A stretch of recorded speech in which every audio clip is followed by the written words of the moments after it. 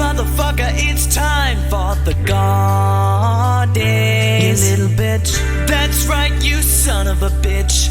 Listen to the Gaudy Stats podcast. The Gaudies are an end of the year award show on the Gaudy Stats pod. Yeah, listen to it right now, you son of a bitch. Fuck you. Gaudy Stats, it's the Gaudies. Gaudy Stats, it's the motherfucking Gaudy Stats, stats, stats, all the time. You better like them, louder stats here now. Yeah, motherfucker. Yeah, yeah, yeah, yeah, yeah. Fuck you. Yeah, yeah, motherfucker, eat a dick. Oh yeah. It's the Gaudies. That's right, you son of a bitch. It's time. It's time. You old rascal. It's time for another Gaudies. So unfurl that Jeff Fisher mullet, brush it up nice, put on your best Canadian tuxedo, and gather around for another marathon Gaudies. This one stretching past the 3 hour and 30-minute mark. Ho ho, better put on that feed bag, better put on that leather diaper, and settle in. The Eric Dickerson Golden Goggles Rookie Award. I was deliberating between James Robinson and Jonathan Taylor. There's also Justin Jefferson, definitely. Although, actually, wait, that's maybe I should redo that. Is Golden Goggles, is that rookies just in general, or is it running backs or? I thought I think that's anybody. Okay, anybody. I believe, all right. Yeah. Mm-hmm. So yeah, I went with Jonathan Taylor. He was a guy that I kind of hated most of the year because he was, you didn't know what to expect from him. One game was going to be Naeem Hines. The next game, Jordan Wilkins. Yeah, Jordan Wilkins. But Taylor just came through like a beast at the end of the year as well. Yeah, Marlon. I kind of wonder what would have happened if Marlon Mack had stayed healthy. Yeah. But no, Jonathan Taylor came through in a major way. He looks like he's going to be the running back of the future there, and he is my pick for the Golden Goggles, Eric Dickerson Golden Goggles Award. He put up fantasy finishes of 23.6, 33.5, 20.7, 23, and 43 in his last 5 weeks. He just exploded. And I'm curious to see where he goes in the draft next year. Yeah. I looked it up. His last 4 games, he had 560 yards rushing and 7 touchdowns, which is the exact way that you can win titles for teams, obviously. Yeah. And I think, to your point, Ben, it's also the way you can inflate or not inflate, but you can certainly raise your stock for the following season by closing well like that. Yeah. I mean, it's true. He had an insane last week 17 against the lowly Jaguars to kind of pad his stats, 253 rushing yards and 2 touchdowns, 30 carries. So, he only finished with 1,169 yards. If he hadn't exploded like that, his numbers would not look as good. But yeah, I don't know what to expect from him, with like Marlon Mack possibly coming back. Who knows what's going to happen, but he's my rookie of the year. One of the elites in college. I think he holds on to that job now. I mean, I think he tested out as one of the all-time greatest athletes coming out of college. I mean, better than Jim Brown, since Adrian Peterson. But I think Sam hit it on the nose there. What? He's the next OJ Simpson. Keep he tested better than in every way better than Saquon. Really? The size? AJ Dillon. I must not have seen that. Anyway, continue with your point, Kim. In any event, who's next? Who's going to make their nomination / give their award to next? Samuel, go ahead. I'll go. Sure. You missed your This is shot, like Cam. three guys in a really confined like bathroom space. Like, do you want to go? Do you want to go? Do you want to go? Kim, why can I see half of your head? Yeah. Okay. Now I can see most of your head. All right. Yeah. I'm gonna start with a pick that was near and dear to me. One of my only uh, uh, help my receivers were tearing their ACLs left and right and getting popped for steroids this year. One of my only surviving receivers by the end of the year, that was Justin Jefferson. He ends the year at the wide receiver 6. He ends the year with half a point more than DK Metcalf in our system. 88 catches, 1,500 yards on the dot, 7 touchdowns.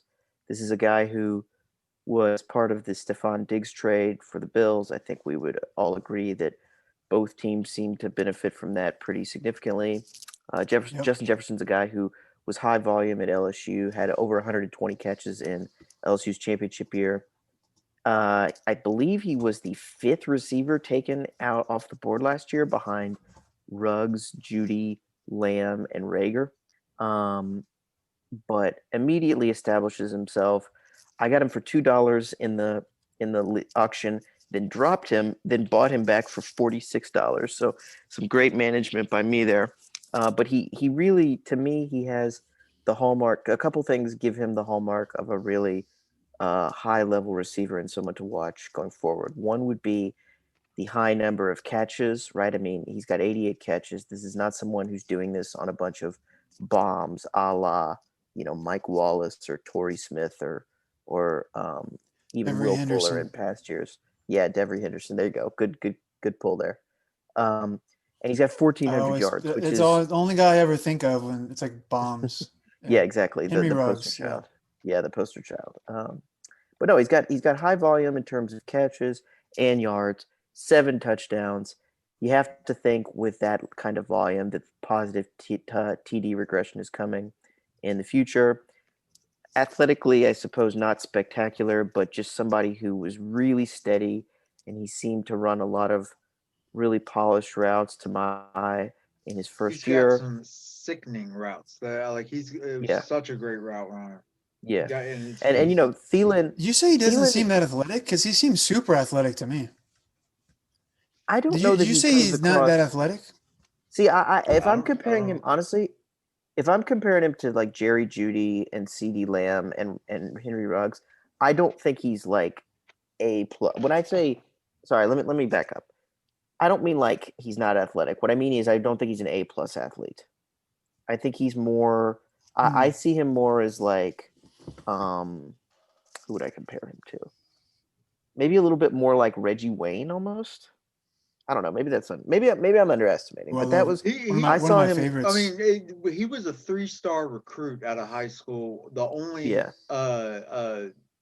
scholarship he got was from LSU. So I mean, he had he's got flavors of the leather diaper in him. I wonder if he's.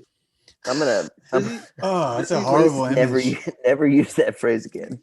What? I mean, he's got a little bit. He's got a little bit of the diaper and flavor. I wouldn't put flavors and diaper in the same sentence ever. A scent of leather diaper to him. Okay. Well, anyway, so I like Scent of Diaper by Chris Kemp. Yeah, I like Scent of Diaper. I like he's fantastic. Jefferson a good amount. I think Thielen. Obviously, Thielen was a touchdown monster this year. It's a pretty good duo. Thielen is probably on the nearing or already on the kind of downslope of his career.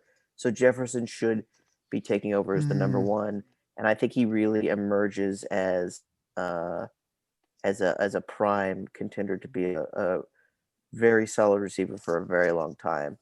If he can do it with someone like Cousins, I would think he can do it with the next guy in Minnesota as well. So, yeah, Golden Goggles, Justin Jefferson. Oh, hell yeah. No, that's a great pick. That is a good pick. Great pick. Kempster? I'm going to. Yeah, he was so fun to watch. I'm going to go back. The dance is great, too. Like Gritty. Yeah, you got to love Justin Jefferson. He was a guy that came up by his own bootstraps. So I love me some Justin Jefferson. That was a great pick, Sam. My pick, I'm just keeping it real, just gonna go with James Robinson from Jacksonville, undrafted Mm. out of what was it, Illinois State. Illinois State, um, and I think this was a guy that undrafted had to win the job from Fournette over Darway. I mean Darway Agumbawale, um, and there's a third guy in there too. I mean he was buried in that depth chart. Armstead. Came around from nothing, and I mean just from week one set the tone. I mean you want to talk about a difference He did kind of maker. beat out Leonard Fournette. I didn't think Yeah, I about that. mean, gave Fournette reason or gave Jacksonville excuse to cut Fournette. Um, but this is he's week one. He's going for I want to say he went for over 100 yards or he went for 800. I mean he started out hot and he kept that way. 62. The only knock I really want to give on James Robinson is that he got hurt in the most crucial time to get hurt in the fantasy world, week 15 and 16, so championship week. That sets him back a little, but I think if you look at the overall body of his work, he's getting either 100 total yards or a touchdown basically every week. So consistent. Yeah, So I mean, consistent. 80, he led the league in opportunity share in 2020, 82.5%. Good stat. Second place is Joe Mixon at 81.5%, which I can't say helped me at all. But He was hurt most for of the this year. year, since he screwed my fantasy team, but that's something you got to look out for next year. Keep that in mind. Although I'm going to keep it in mind and still not draft him. Jacksonville could just run the ball well too. I feel like their offensive line was good because Agumbawale looked good when he was in there, which is Well, kind of here's weird. the thing about James Robinson though. Love him, rookie of the year. I think it's richly deserved, but he's undrafted. They've got no equity in this guy. So the next coach, he doesn't have any allegiances to James Robinson. They draft a running back within like the first 5 rounds. You know what I'm saying? Like that, it's going to be Yeah. a timeshare. I mean, I don't think he's going to get anywhere near the 85.2% that he's on. Mm. Did I say 82.5? I meant 85.2. Oh, that's all I think good, he man. showed All right, well enough, though. let's move on. I think he showed enough to merit more inclusion going forward. But yeah, we'll He's see. good. Like he can make those one step, jukes, and he can jump. We're eating mid-award show. The Braylon Edwards Don't Take the Bait trophy. Braylon Edwards, a player that I had for his one good year in 2007, 16 touchdowns. Didn't really work out very well after that. Never so I had a forget. couple of options here. Actually thought about doing Jonathan Taylor because I feel like his end of the season when he was essentially relegated and anonymous in the middle of the year was almost too good to be true. Thought about Jones from my own team, who I don't think is a super talented guy, but was able to amass some pretty good stat lines. Ultimately, No, go ahead. Ultimately, I ended up on David Montgomery of the Bears. Now, let me be clear. I want to be. I don't want to get it twisted here. He was awesome in the last 5 or 6 weeks. He was immensely important for the title-winning team in our league. Handicraft Osborne had Montgomery. Montgomery did very well. If you look at his stats, he finishes as the RB4. Here are his stats. Okay, 247 carries, 1,087 yards, and 8 touchdowns. Then 54 catches, 438 yards, and 2 touchdowns. So basically, talking over 1,500 total and 10 touchdowns. If you had those stats blind, you could associate that line with someone like Matt Forte. Speaking of a Bears running back, now I happen to think that Forte was a much more talented running back than Montgomery, but Montgomery was very good.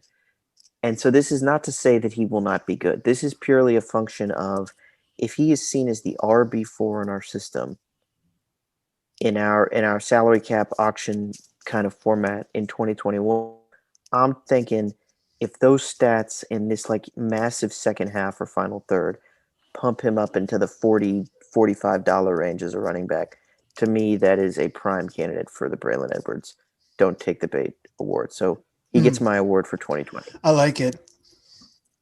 I like that. I thought about him as well, but I labored over this decision, but I finally came on Adam Thielen. I love Adam Thielen. I've had him before in fantasy, and it was one of his really good years. He was, high volume, at least for the first part of the year. But I was looking over his stats. He had 14 touchdowns, only 108 targets, 74 catches, and 925 yards. He could come back next year and have a great year and have, 1,200 yards, 8 touchdowns, 90 catches or something. I don't know. It just seemed like he kind of passed the torch, Sam, as you hinted at, to Justin Jefferson. He's getting a little bit long in the tooth, and I just don't trust for wide.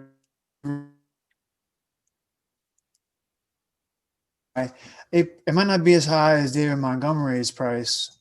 You might not have to shell out as much for him, but for that many amount of targets in an offense that is run based, even though Jefferson will get his, I just don't see him replicating that many fantasy points next year. I don't see it. It hurts me though, because I got a special place deep in my loins for Adam Thielen. Love that guy, but I just don't see it. I just don't see it. It does seem like with the touchdown numbers that you can't help but think that the negative touchdown regression is coming. Yeah, and it could happen for Mike Evans too, to be fair, because he had a crazy amount of touchdowns too. But he's also probably not going to – no, wait, never mind. That's not – I'm thinking of Godwin, not Evans. Never mind. Godwin had a weird year too. That's he did, but he's going to be a free agent. I was thinking Evans was going to be a free agent, but it's Godwin that's going to be the free agent. No, I mean, I hope your Bucks sign him. Hope your Bucks keep him. No, the Pats, baby. Pats are going to get him, hopefully. Now you don't want him to go to a rival team. You want him to stay on the Bucks. Yeah, you want to see him on your hometown team, the team you grew up being a fan of. Patriots are going to sign him. Now, so for me, who's going to throw him the ball? That's true. That is true. They need to draft somebody. Mac Jones, maybe. Matt Castle's still available. They can sign both of them. They can sign Evans to throw the ball to Godwin. It's so weird if they sign Godwin. It'd be bizarre. All trick plays. Now that Brady's gone, they sign like a high price receiver. Yeah, that would be really funny. I mean, go ahead. Don't even get me started on the Patriots. And please don't. No, we're not. No one is. We will not get you started. You're getting me. No one is. Let's say it again. But so scratch. My Braylon Edwards, don't take the bait. Alvin Kamara, come on up here. Come on up here and take this. I mean, this is going to be. And look, I think Alvin Kamara is a great talent. I'm a huge fan of Alvin Kamara. It almost has nothing to do with Alvin. I think you called him a stat compiler. That was Drew Brees, but I like it. But if Drew Brees is retiring, which is what I read, that he's hanging it up. Yeah, I read that too. Who is going to be who's going to be giving the ball to Alvin Kamara? Probably Taysom Hill. We saw what they were like when they were together this past season. You saw what his numbers were then. It was ugly. Who's to say that? I mean, who's to say that's not going to happen this next year? I mean, I think that's the way it's looking like. I mean, I think Taysom Hill is going to be given a shot to start. The way Peyton has a little man crush on Taysom Hill. I told you guys, man, he loves Taysom Hill. He does. He can't quit him. He really can't. It's really sad and also hilarious and exciting. Yeah, but Oh, I I really will hope he's also not the point out. quarterback next I year. mean, you do have to admire Kamara's stat total for this season. Oh yeah. Uh, It's a got really, really bold sixteen claim for you hundred to and say. eighty-eight, 1,688 yards. Um, and didn't get 1,000 in either category. It's kind of 21 total crazy. touchdowns. But that's because No, Yeah, of but six he had that's pretty touchdowns. standard. 1,688 yards total. It didn't reach 1,000 yards in either category. Yeah, that's pretty standard. I don't think he's No, ever reached. at 1,688 yards. Look at his career. Excuse me. I have the corner office in Camara LLC in our league. Okay, all right. Okay, look at All right, well his look at his then stats. that's him as like his ability That's to how get he's. It's a That's rack how up well he the it's a numbers. well hits. I don't respected know. I thought it company. was a Camara LLC. interesting stat of his. It's a We're not NASDAQ. publicly traded yet, mostly because I just Not keep yet. drafting him every year. Privately owned by Sam Evanstein. But I think, hey, next year, Sam, you're hearing fair warning. I'm trying to help you. Don't go after him next year. The Jerome Bettis 3 carries for 3 yards and 3 touchdowns weirdest stat line award. And for me, this is a no-brainer. I had this guy on my team. He had some bizarre stat lines at the beginning of the year. I think he had like a 1 catch for 1 yard and 1 touchdown as well.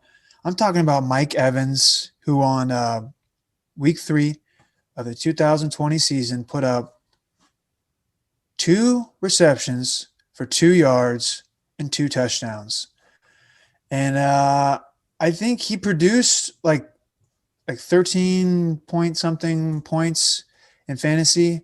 I think it's like the lowest amount you can get for scoring 2 touchdowns. Maybe if you rushed in 2, if it was like 2 for 2 and 2, or the Jerome Bettis that final stat line, the 3 carries for 3 yards and 3 touchdowns. It was just it was ugly. It was disgusting. But you know what? It put a little smile on my face. I gotta say, I couldn't help but smile, and I said, "Mike Evans, you son of a bitch, you son of a bitch," and it just made me happy. What do you guys have for that, Sam? Anything? I want to say against me, and I also couldn't help but respect it. My favorite part of it was against Denver, right? My favorite part of it was that when Brady threw both those fades, he like went into the end zone the way that Brady does, like really overly aggressively, and like headbutted Evans and was like really excited. And he did it in a way where it's like, normally if you throw like a really good 35, 40-yard pass or a bomb and you're just like pumped up. But like I've never seen someone, I don't know that I've ever seen a quarterback like so excited by 2 fades from the one. But yeah, that was against me. And again, you had Brady and Evans against me, and I could not help but respect that line, the 2-2-2 line. Yeah, it was.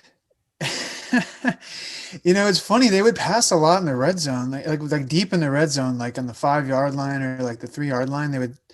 They passed a lot, and that I can't help but think it was Brady wanting to pad his stats a little bit, but it worked out in fantasy for a while, and then it didn't, and my team imploded. But anyways, Kemp, got anything different for that? Well, yeah, this this one was award? a little hard because that Mike Evans one was the no-brainer there. So I tried to go a little bit different. The first name that popped up for me because I had him on the team was Jerick McKinnon. He had a lofty. I mean, they just stopped using him for some reason. I don't get it, but in any event, as they stopped using him, he'd have lines like this that actually got you fairly good numbers, fantasy point wise. But when your stat line finishes at 3 rushing attempts for -1 yards and a touchdown, it is a little disappointing. I went full hog on Jerick McKinnon this year, and he really let me down.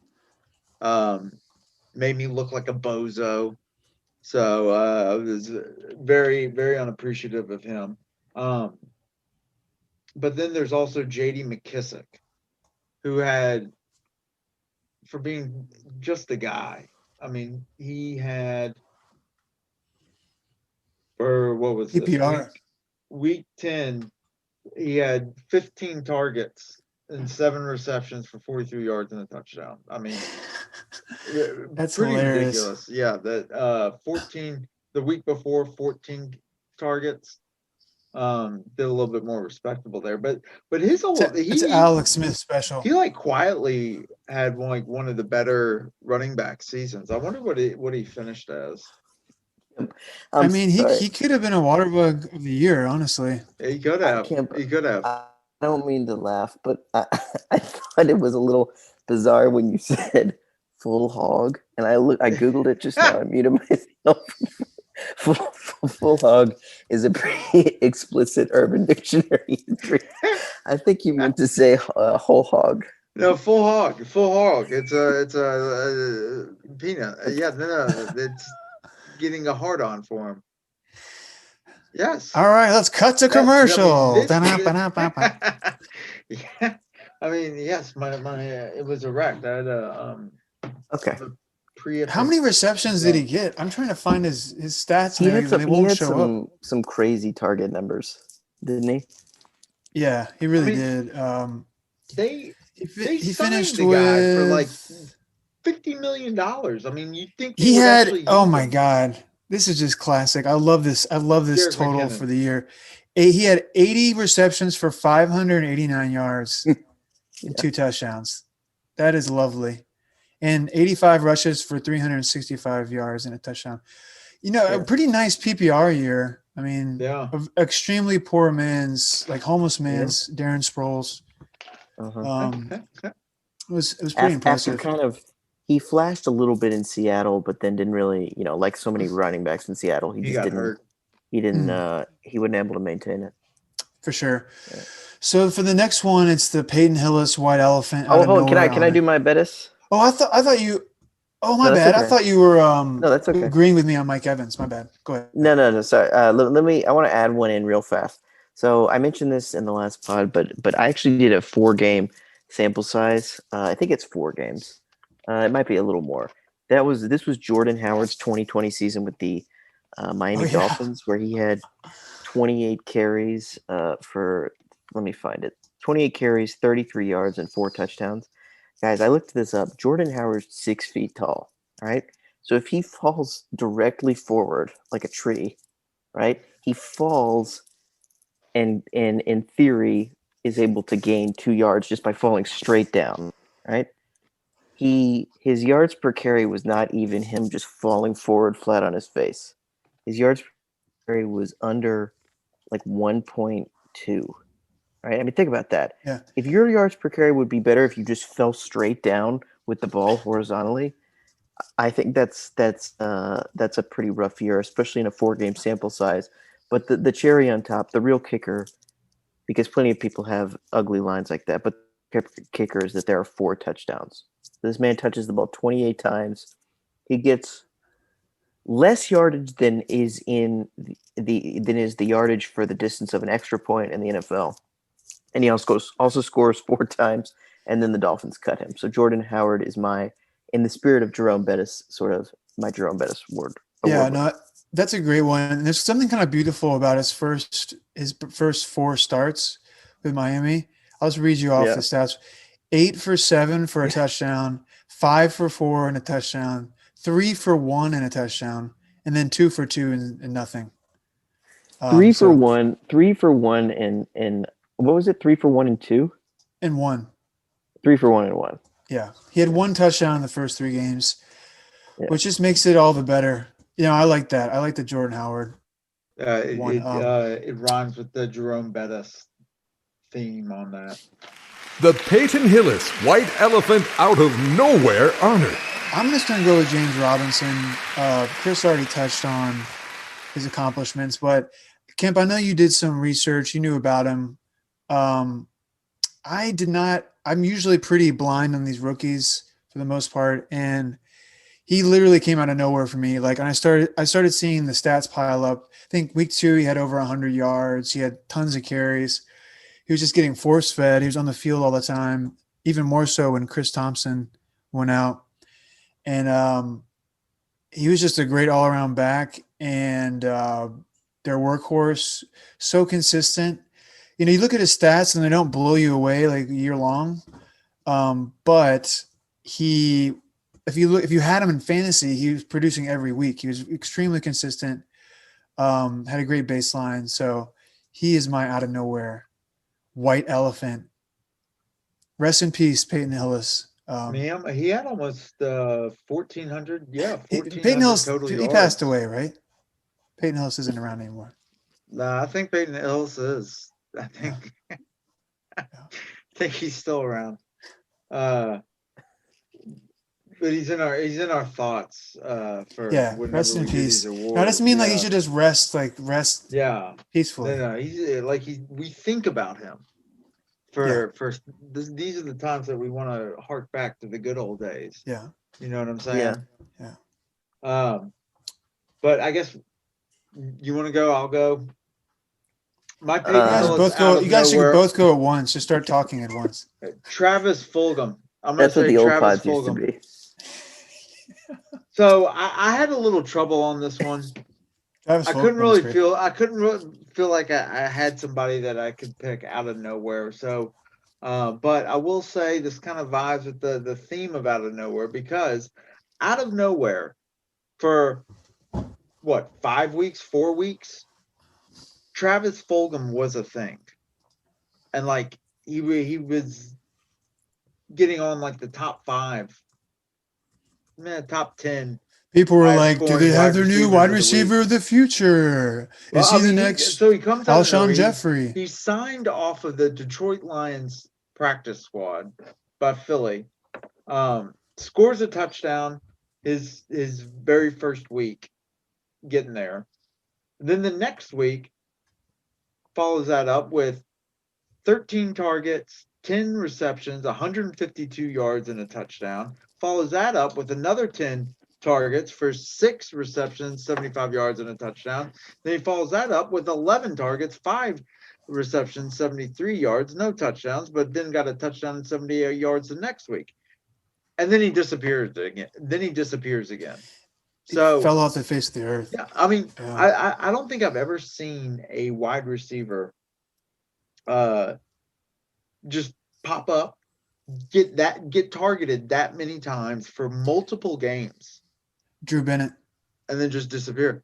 There you go. That's a good one. You were quick on that. You were quick on the draw on that one. Well, Sam and I did a whole podcast about Drew Bennett and Billy Volek. So we talked for about 50 minutes about Drew Bennett. Yeah. Well, but his was like a game though, right? Yeah, and to be fair to him, he had he had a decent career besides that stretch. I mean, he was around, but it was like a stretch was playoff run that Drew Bennett had. Yeah, like Mushin Muhammad. There we go. Like that one year where he just went off. Receiving champ. Ridiculous. But I mean, the Travis Fulgham, people were saying like this guy's going to be the 1,000-yard receiver, the next big thing, in Dynasty, and then he just fell off just as quickly. So he could bounce back next year. So that was kind of an out of nowhere. That was a good one. Just blip, a little supernova from Travis Fulgham. Yeah. Mm-hmm. So I went with the Green Bay tight end, Big Robert Tonyan. Found out in the middle of the year that it's actually Tonyan, not Tanyan. Kind of think going forward he should change his name to Paul, so he could be Paul Tonyan, like Paul Bunyan. Big Bunyan Tonyan. Yeah. This is a player who had played on Green Bay for 2 years prior. He played in all 16 games in 2018. He had 4 catches for 77 yards and a touchdown. In 2019, he played 11 games. He had 10 catches for 100 yards and a touchdown. He finishes 2020 with 52 catches, 586 yards, and 11 touchdowns. That's good for the TE3. If you compare his point total to receivers, he's no more than a flex. But if you're thinking of positionally, it's he had quite a bit of value as that TE3. And looking at his first 2 year stats, he really sort of emerges from nowhere. He had that really ridiculous coming out game. I don't know if y'all remember against the Falcons on Monday night, where he was just running free Rodgers was throwing it to him, and there was no Falcon defender within like 20 yards. He had He's a 3 great touchdowns. deep ball tight end. He had Like, some reminds me really, of Vernon Davis. Like those yeah, long that's a good catches. call. Yeah, he's had some good sort of short 1 yard and some bombs as well. He caught a bomb against the Bears and one against the Colts, I think, as well. But to me, you look at that line, 52 catches, 586 and 11. Obviously, you're talking about regression on touchdowns, right? The guy's not going to have 11 touchdowns next year. I do think, though, watching him, and he was on my team, watching him a little, like game to game, it does seem like he has some more athleticism and skill in his arsenal. He's not, even though his stats may make it look like it's the case, he's not a lumbering kind of Kyle Rudolph type. I think he can be a very, very poor man's, and I say very, very poor man's to be clear, Kittle, and potentially get up to 800 or 900 yards while having a lower touchdown rate next year. So Big Bob Tunyon, Big Paul Tunyon. It's just it's hard to be my out of nowhere, but a third option on Green Bay when you got Devontae Adams. He's kind of their second option, though, in a way. Yeah, I think that's true. I would expect, given his hands and his reliability and his health, I would expect that he would see more volume next year. But then, I guess we will see. I think Rodgers likes him too, and like Rodgers just destroyed this year. I mean, if he came out on a mission, and if he puts up numbers anywhere like he did this year, next year, I think Tunyon could definitely get more yards. I mean, I could see like. And he let me, because Rodgers likes Tunyon. You can just tell, or Tunyon, however you say it. He likes him, and it's like rhymes with Funyon. Yeah. So let's say he gets like 800 yards and 8 touchdowns instead of like 511 or something. I mean, I can see that happening. That's quite a jump. Yeah, it is. Simmons, real fast. I thought I heard you say that Rodgers was playing out of his mind this year. Did you say? Is that true? Oh yeah, he was. Yeah, okay. I did say that. That's interesting. I was told that he was. I mean, you've seen his. He was washed up. That he would never be anything without Mike McCarthy, which is. I never said that. Yeah, it is interesting. No, I said Mark. I said anyway, I said Coach McCarthy made him. On with the show. Well, he did have. What did he have this year? 48 touchdowns and 5 interceptions. Is that good? That's insane. I was telling Sam that like he hit that 48 touchdowns, and it just amazes me that nobody talks about that because that was the NFL record. Maybe like a decade. Yeah. I remember when Peyton broke it. Had 40 when Peyton had 49, it was like a huge deal. Yeah. Now it's a little ho hum, but he's going to win MVP, I think. So that people will talk about it then. Waterbug of the year.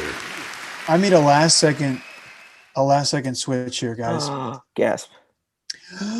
Cue the audience gasp drop. And also cue some gas as well. Gas sound.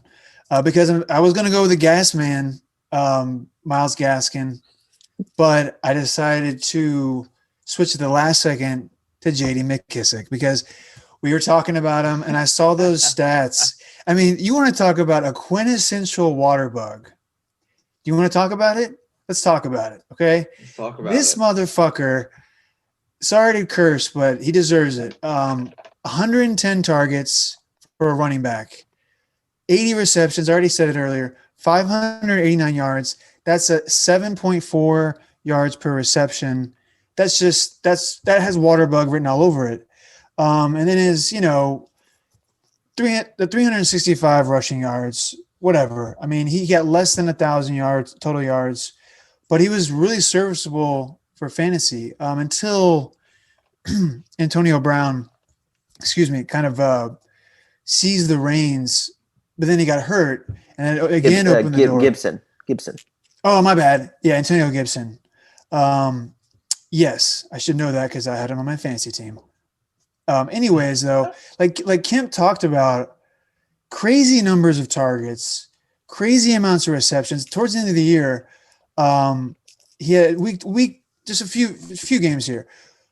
Week 12, 10 targets, 10 receptions, 70 yards. I mean, Jesus Christ. Five rushes for 8 yards. Okay, then he gets 10 for or 9 for 56 and a touchdown, 8 for 77 and a touchdown. Meanwhile, he's barely rushing the ball at all. He's just a glorified receiver. That's Waterbug-esque. That is what we call Waterbug-esque. He fits the bill. He's diminutive. He's fast. And Alex Smith, the ultimate check down Charlie, forced him the ball whenever he could.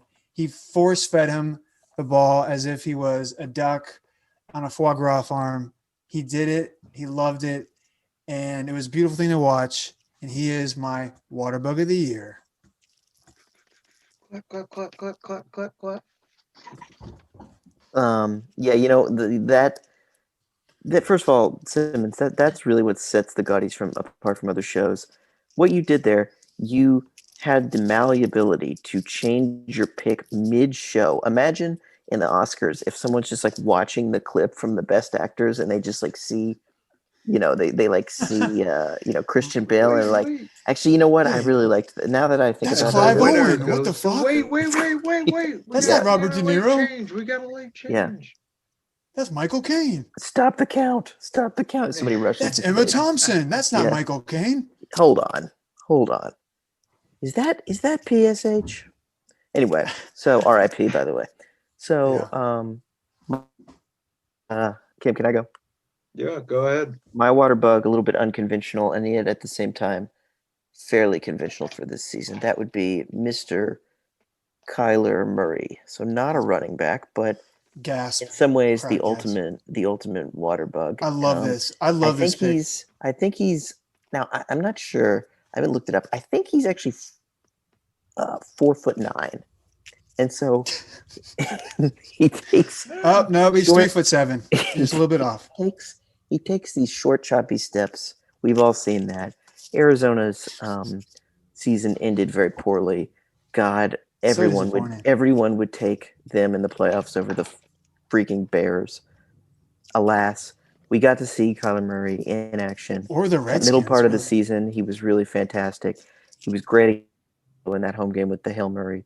Great against Seattle on the Sunday night game. He finishes the season with 819 rushing yards on 133 attempts, so 6.2 yards a carry, and 11 touchdowns in addition to 26 passing touchdowns. Remarkable chemistry with DeAndre Hopkins, considering that they didn't have a normal offseason. Christian Kirk, I feel like a very steady second option. Definitely kind of seems like Larry Fitzgerald is on his way out, but Murray had a really strong fantasy season, and he seemed to be hurt toward the end of the year, but I would think that he is set up to be a fairly reliable and consistent top 5 to 7 fantasy quarterback for the next 6 or 8 years at least. I love that pick. He had so many rushing touchdowns too. Let's see. I can't find 1, 3, 4. I mean, I think he had like around 10 rushing touchdowns. Yeah, sorry, no, he had 11. My bad. Yeah, I couldn't find the total number for some reason. He would actually vulture from Drake and Edmonds a lot at the goal line too. Yeah. Oh yeah, and like you wouldn't think it because he's so small, but you're right. Those choppy little steps, like those bootlegs, and it's like he's. You know how you hear about hummingbirds and other animals that almost like they live their life in like half speed or whatever, or like 2 times speed, a human being. That's what he looked like to me. Like just like, you take a normal step and he's already taken 2, it's like you try to slap a fly on the wall and it's like, it's living in this like hyper world. So it's already like flown away. It can like see your slap coming. That's what he reminded me of when I watched him play. Yeah, that is the best. It's unbelievable to watch him and then see how far such a diminutive man like Kyler Murray, and then to see him in his ability to chuck it like 60 yards down the field. The Bills? They're playing the Bills. Man, what a game that was! Hail Murray. Yeah, yes, I mean, Sam said. Unbelievable. But the hummingbird is an incredible nickname. By the way. While we're talking about this, Simmons, I think you should trademark that. Because that is a really good. No, nickname. Simmons just came up with that. That's a great nickname. I love it. I kind of like the Jackrabbit better. But hummingbird. Simmons, did you talked about flies? Did any of you all hear? I don't know if I heard it on a podcast or a telecast. The story about DeAndre Hopkins and flies. I haven't heard Did it. you hear this, No. Kemp? Have you heard this? So apparently, when he was a kid, he would work on his hand-eye coordination. And I'm not kidding here, by catching flies with his hands. And the way he would do it is he would look at where the fly was, and then he would project its path. And he always said, flies always fly up. And so he would try and time his hand to be able to catch the fly based on the direction that it was going to go. And apparently he was like preternaturally good at this as a child, which I just thought was like an insane way to work on hand-eye coordination. That's like Very some Karate Kid Kid stuff. Yeah. Oh, Karate Jinx. Kid-esque. Yeah. Wow, right? we're in the same page there, man. No, it really was. And like, but it's also like kind of the behavior of a serial killer. Hate to say it. I mean, Yeah, no, it is. sitting around killing flies all day, it's a Absolutely. little weird, but yeah, no, it definitely worked for him. Jim, he used to kill flies. Can you just hear Tony Romo? Super excitable. It might be a cramp, Jim. Jim, it's a cramp. Oh, golly gee. Tony, Dak's leg is actually his lower half leg. His fibula is on the star in AT&T Stadium. Jim, You can see his ankle like his ankle is like this, and he's like, might be a cramp. Jim, I think he's cramping up. It's like something. I was. You can see it. It's like something out of the Naked Gun. His carnovular joint looks like it's coming through the skin. Yeah. Yeah, it's just a cramp. Remember the Naked Gun highlight reel where the guy gets a tiger like on the field? He like catches the ball. Oh yeah. A tiger like mauls him and eats him. Naked Gun is so good. So good. So good. Classic. We should do our own pod on that. Anyway, Kemp, did you have Kempster, Yeah. what do you got? So mine, I went with always unheralded. Kind of just goes out there, does his thing every week. Definitely did it this year. He missed the middle part of the season because of injury, but this is a guy that just gets it done. Austin Eckler. I think he is criminally slept on. Or he doesn't get talked about. Let's just put it that way. The guy undrafted. You know, I love these undrafted stories. They just pull on your heartstrings. I love a good story. And in 2020, what do we needed? We needed more than anything else was good stories. And I think Austin Eckler provided more than money for people, more than vaccine assistance. Good stories, just a good story. More than the vaccine. Just Austin Eckler kind of is there's a nickname for him, the vaccine. Because human interest story will get you. Will pay the rent. Human interest story will pay the rent. Yeah. Because let me tell you, the guy Austin Eckler got almost 1,000 yards from scrimmage, and he missed weeks. He got injured early in week 4, and he missed all the way through week 11. So he missed however many weeks is that? I'm not going to do the math. It sounds like 7. So prorate that out to 16 games. I'm out of work and on a ventilator, but I do get to watch Austin Eckler. Yeah, I mean, and the guy is nothing to write home about when it comes to rushing the ball. I mean, he's good. Visualize he's that. It's really sad. But when you're talking about running routes out the backfield, being able to create space, I don't think there's a running back better than Austin Eckler. That might be a bit stretch. That might honestly, be all joking aside, he'd be one of the first running backs I would take. That top tier. He is up in the top tier of running backs that are also like excellent pass catchers. Yeah, I'm a huge fan. I'll give you credit, Kim. You were touting him pretty early, even when he was behind Gordon, and you have been proven right on that. By the way, it did just occur to me. Let me just go back real fast. Kim, you gave the Braylon Edwards Don't Take the Bait award to a guy who has made the Pro Bowl 4 times in 4 seasons in Alvin Kamara. So I hope you're proud of yourself there. Well, right? I don't know what bait you're talking about. No. I'm Babe Ruth taking my shot. I'm Babe Ruth taking my shot. I'm pointing it out. But there's no right there. misleading when you've been good for 4 years. That's like saying don't take the bait on No, Derrick Henry. I Derrick am Henry's right there You, pointing it out, you're pointing looking my at shot next out. year in a vacuum. Yeah. I yeah. mean, I see what Kim's saying, but it's a good point. Like he's been great for so long. But Yeah, yeah, if Taysom Hill is the better a quarterback, year early than a year late. I worry about what he'll produce. But he could be a good value because people might think Yeah. he's going to suck. This is true. See, we'll see. Or maybe No, Sean Payton's I like, mean, throw the I'm fucking trying ball to give it. to Kamara. I'm trying to Son give of a Sam bitch. advice. Don't really throw out a good offer, or don't wager Okay. on him too much for next year. I did get him for 47 this year, which I think was pretty good. 2004 Bengals versus Browns Point Gush Memorial Award. I'm going to go with the Ravens Browns 47-42 shootout. There was, I don't know about you guys, completely unexpected. I thought the Ravens would probably put up some I points. thought this was going to be a slog. Yeah, I thought it was going to be a slog. It was on like a Thursday night, I think. Monday night, yeah. Monday night, one of those weekdays. And it was hard. Do you guys, by the way, quick aside, do you guys like the Monday night commentators? I really don't. They're so vanilla. It's like watching. Yeah, I don't know. Maybe it's because it's on ESPN and it's all Disney-fied, but they're so unentertaining. I guess I like Riddick, but they're definitely not the most like interesting. But I think after they had Booger McFarland and Tessitore in there, they're afraid to do anything. fucking dog and pony circus show. I think they just wanted competence. But I agree, Yeah. it's not the most riveting booth. Yeah, that makes sense. Maybe I'm being a little too harsh, but anyways, this was a crazy game. I watched the entire game. I was playing DFS with this game. This is just this game by itself, and so Lamar Jackson was just gushing points. He had 9 rushes, 124 yards, 2 touchdowns. Not the only thing he was gushing.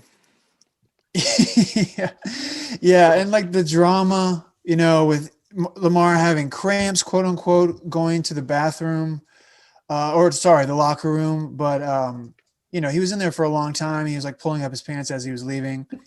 And Trace McSorley comes in and like immediately like breaks his leg or something, and then Lamar comes back in and wins the game at the very last second to.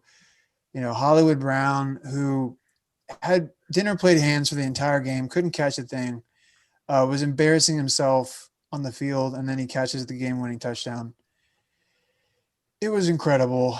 Yeah. But what do you guys have? What games did you come across? Simmons, real fast. Let me just flip it back to you for a second, because I remember we did this when we did the Browns Bengals original thing on the pod a while back. Yeah, maybe this has been 3 years now, or maybe even 4 years since we did that. 3 years, I think. Did you have a favorite particular stat line from the game? Oh yeah, good call. I think Lamar's stat line, the 9 for 124 and 2, was awesome. Yeah, but hold on, I'm having trouble finding. I think I might have gotten out of that window. Hold on a second. Motherfucker. You fucking idiot, Simmons. Okay, here we go.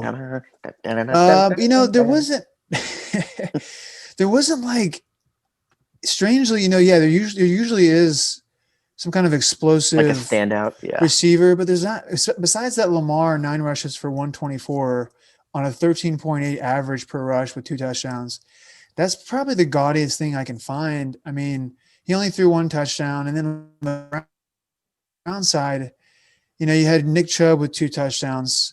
Kareem Hunt had kind of a nice game. He only had 12 touches, but he had 2 touchdowns, 1 receiving, 1 rushing.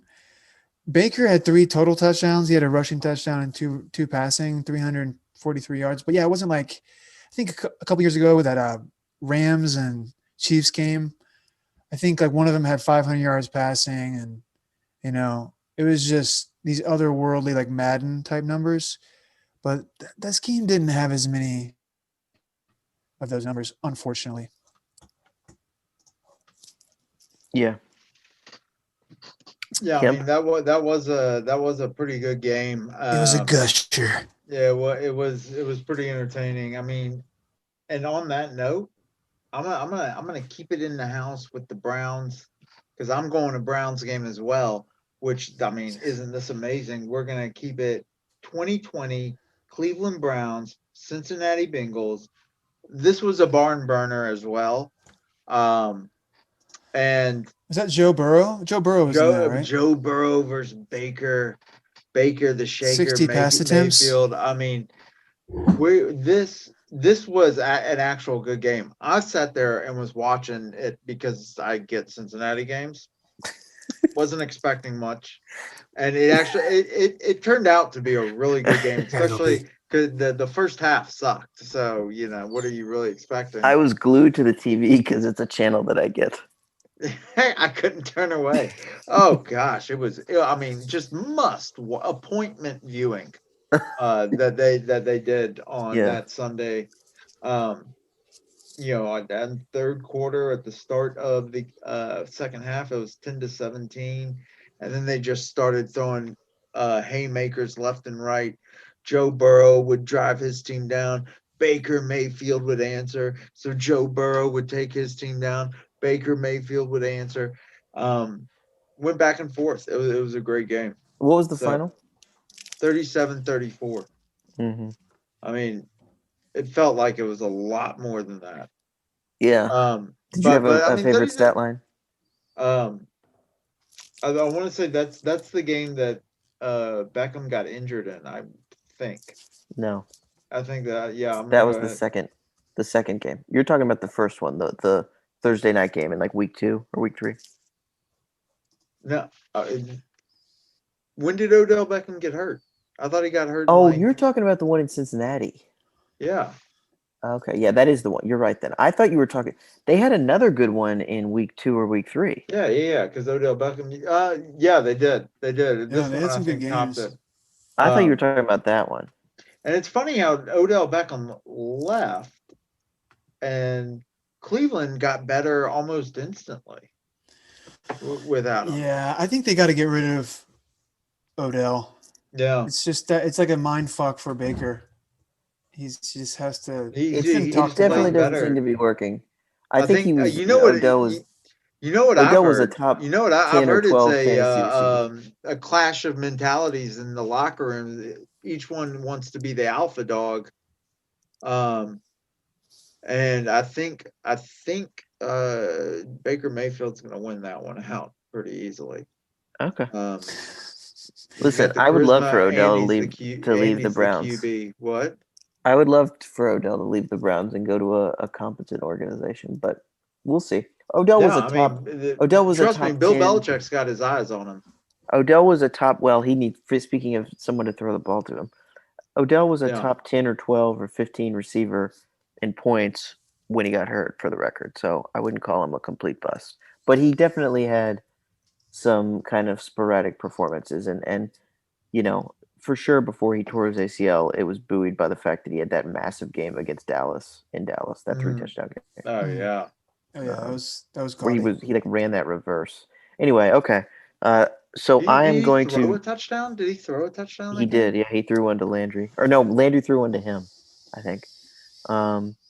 So I'm going to wrap this up with a game that we just saw 4 days ago here in Houston, Texas. That's going to be the Titans 41-38 over the Texans. This was one of the 2 or 3 best games I saw this season. It was perfectly summative of the Texans' entire season. They go down, they tie, they then give up a massive pass into field goal range. Great throw by Tannehill to his credit, and by A.J. Brown. And then the backup Titans kicker doinks the field goal in and then celebrates like he's won the fucking World Cup on penalty kicks.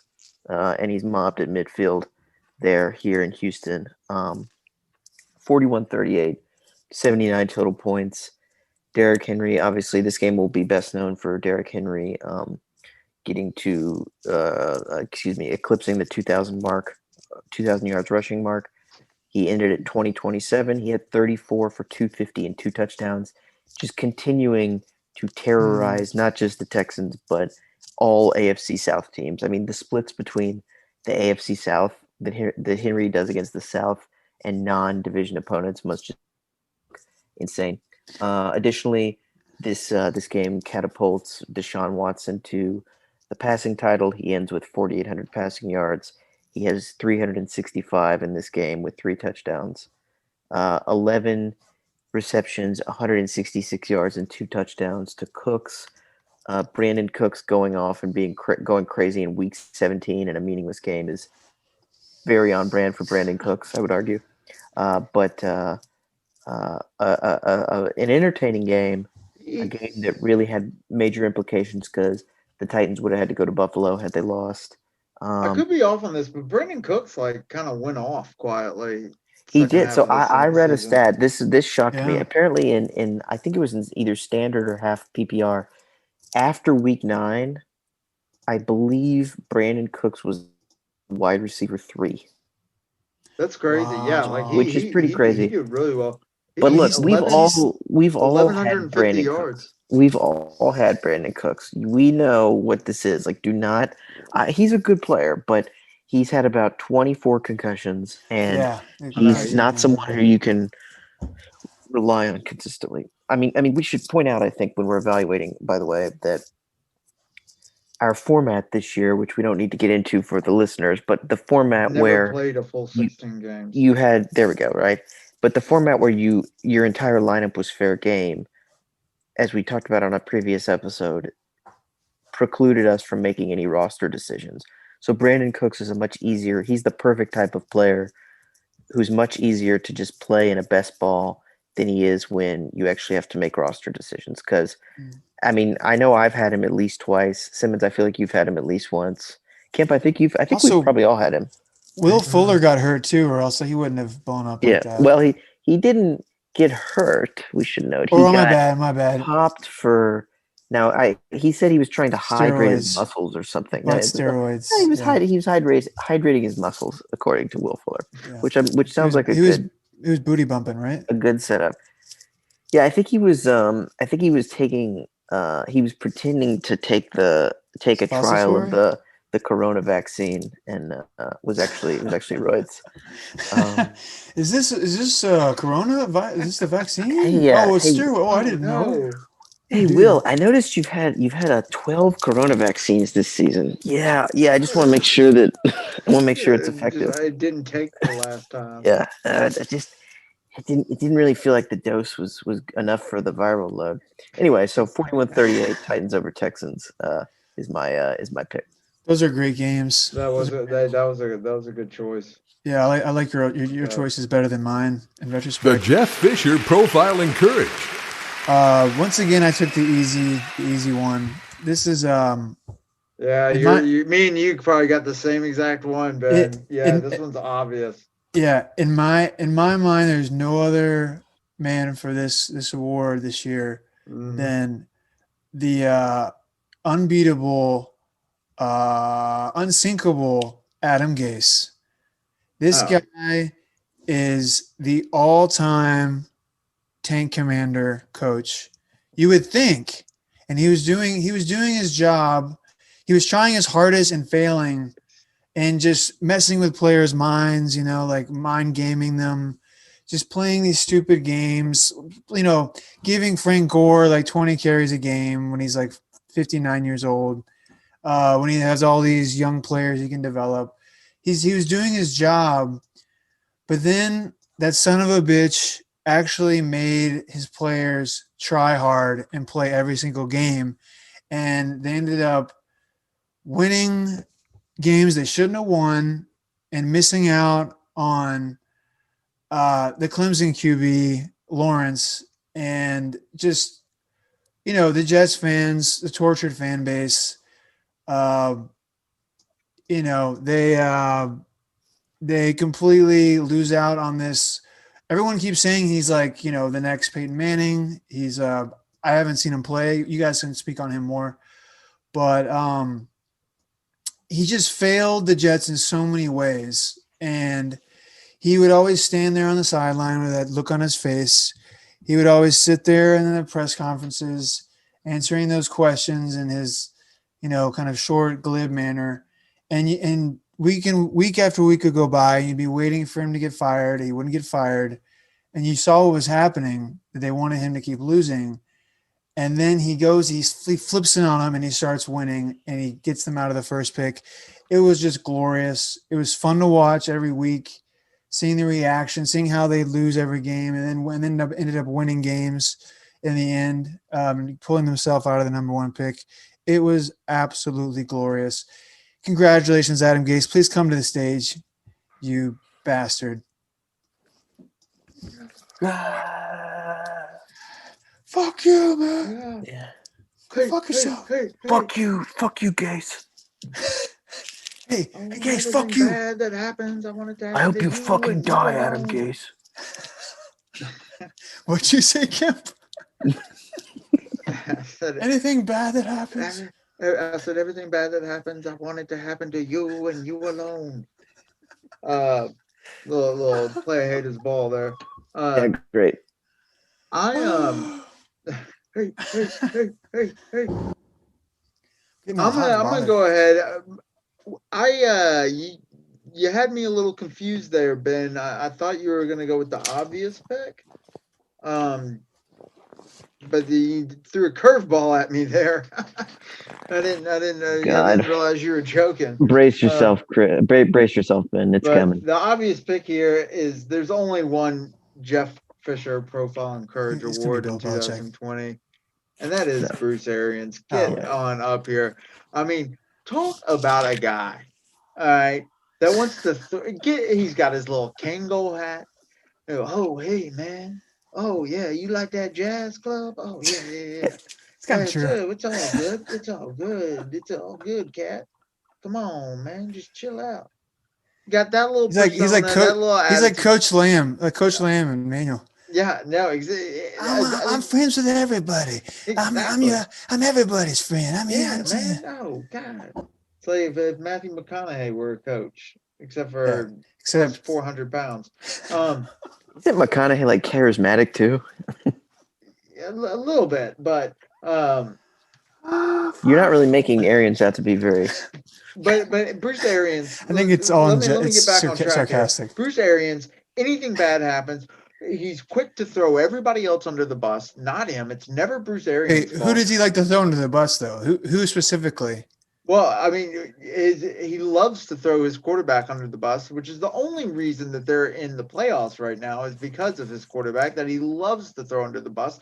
And then he has got a Derrick Henry South on his roster. Go look at the roster, guys. There is a Derrick Henry level talent. Leonard Fournette. I hope you're not talking about him. In Tampa, built like Derrick Henry. Don't say Leonard Fournette. And he's not using them. He wants to use Rojo. Like, who the fuck is Rojo, and why the fuck does he have that nickname? The guy who had a 98-yard touchdown run? Yeah. All right. One of the I don't like worst. It. I don't like it when people use do this to statistics, but I'm going to go ahead and do it. You take away that 98-yard run. You take away that long run. He didn't have that great of a game. And he fumbled the ball really early. You give Leonard Fournette the ball there, he's taking it to the house at least three times. He's taken the rock at least 3 touchdowns that game. I had no idea you loved Lenny this much. Liability. Kemp, when you say using him. Kemp, when you say to the house, do you mean like to his home because he's been suspended from the team for disciplinary reasons? I'm just saying, you have to be an idiot to not utilize your tank. Well, I mean, you got a Sherman in your backfield, and you want to use a little Panzer. I don't get it. You know your tanks, man. I didn't know. Oh, give me another tank. Those are the only 2 I know. But There's what's the name of the Soviet tank?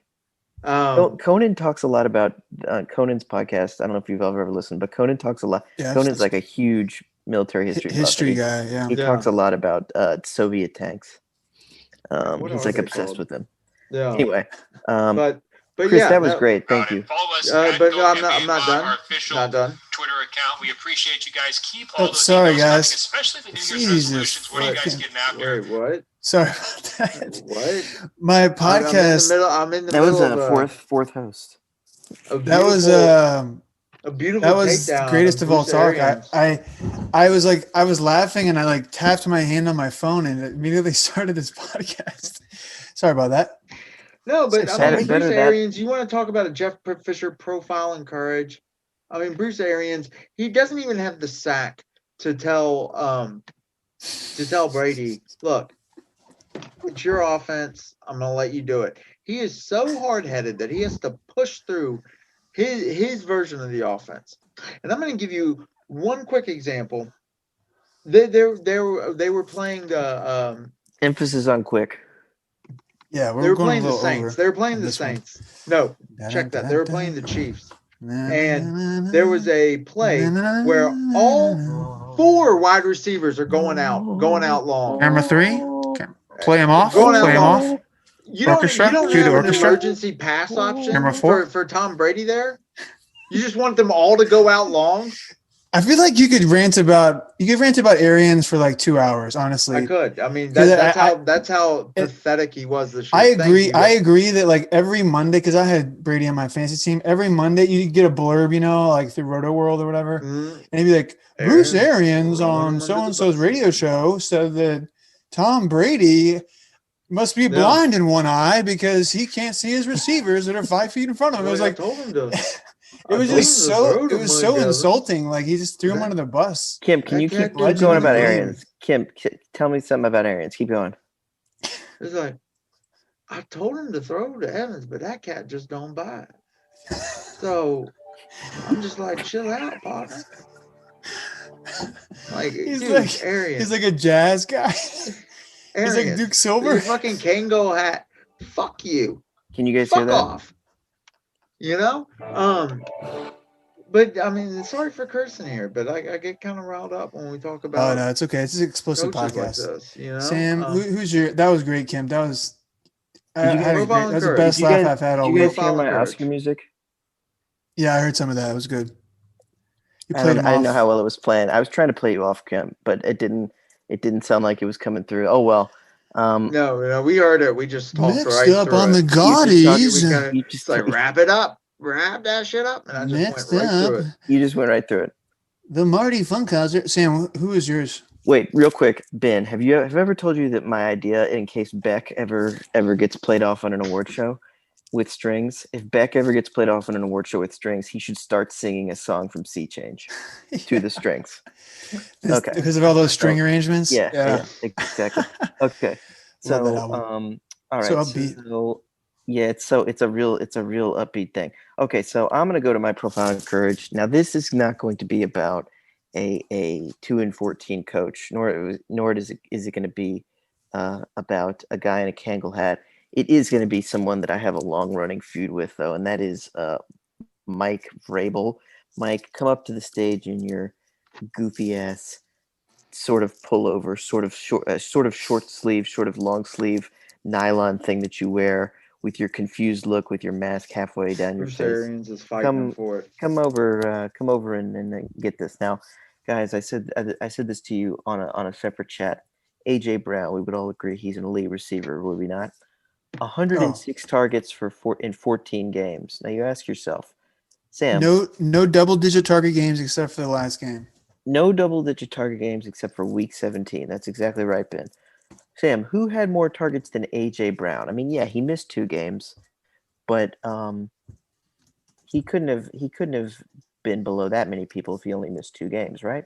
Well, I'm glad you asked. He was below the following receivers: Russell Gage, J.D. McKissick, who's a running back, Evan Ingram. I say that with just complete and utter disgust. Evan Ingram had more targets. That's crazy. Evan Ingram. Than A.J. Brown. And then Alvin Kamara, who again is a running back. Now, I understand that this is an offense that is ground and pound. We want to give the ball 480 times to Derrick Henry until people's limbs start falling off, including his own. That's fine.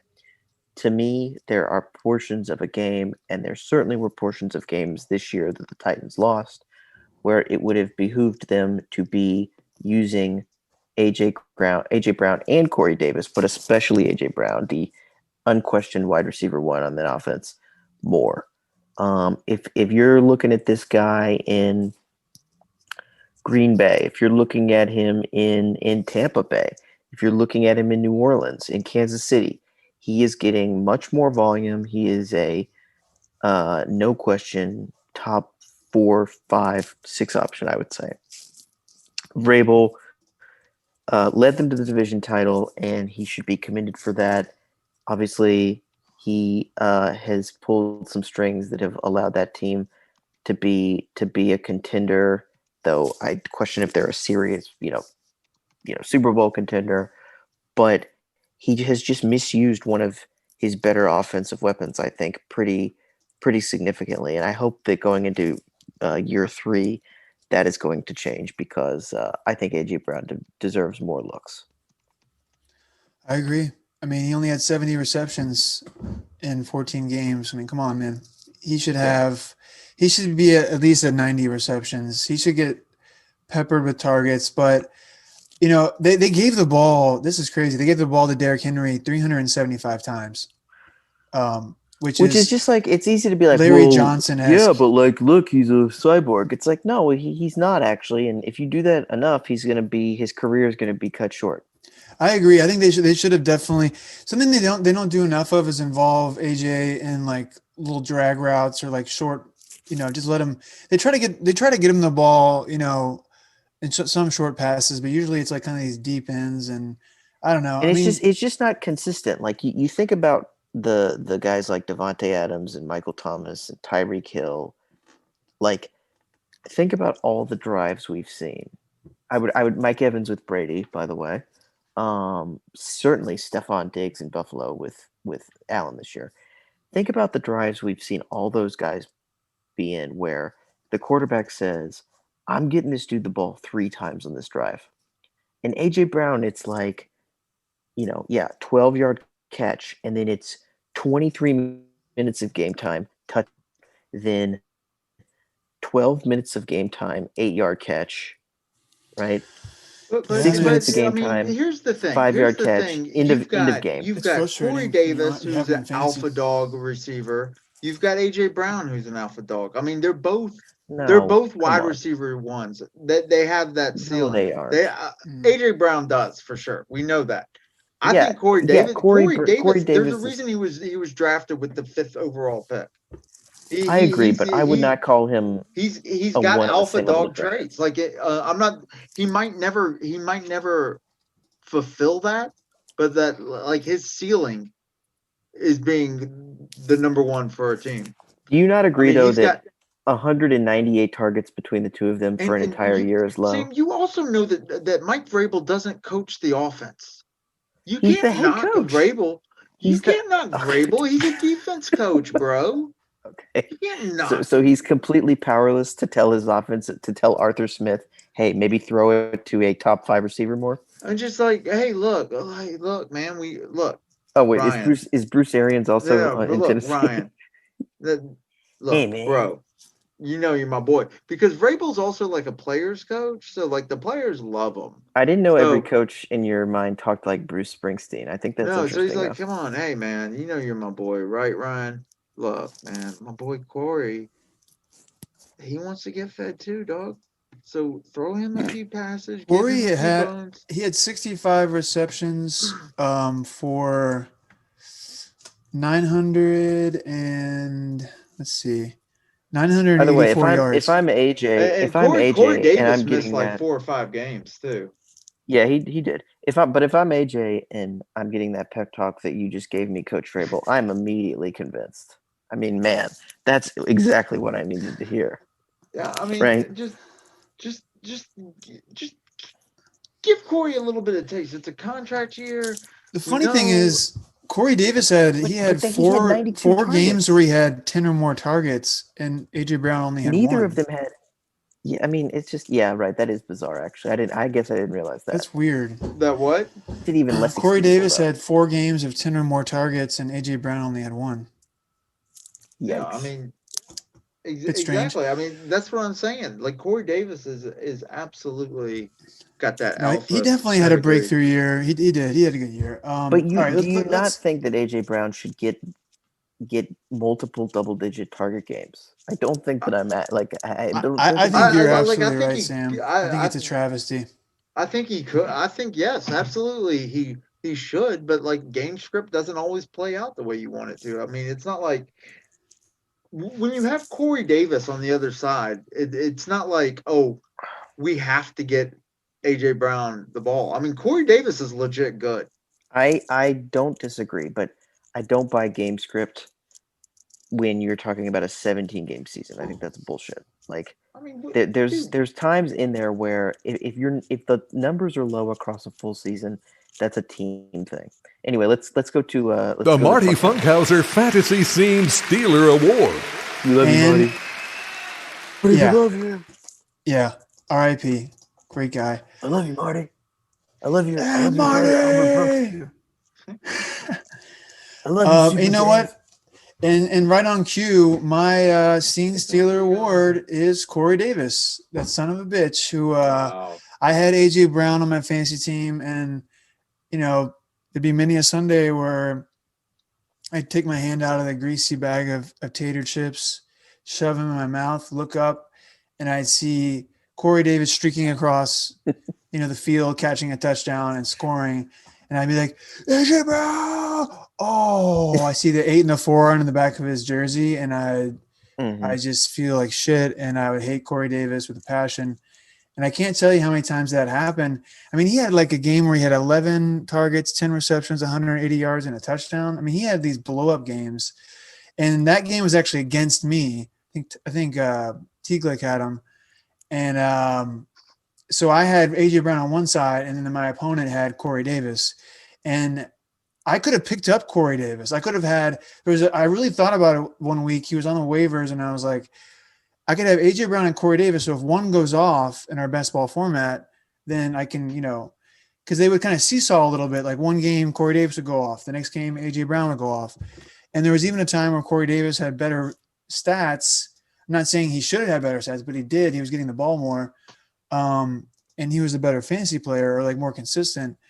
And it kind of drove me crazy. But I also have to give him his props. He had He had his breakout year, I guess. It's been a long time coming, but he's a big athletic receiver, and he really annoyed me. I can't really tell you how much he annoyed me, but he did.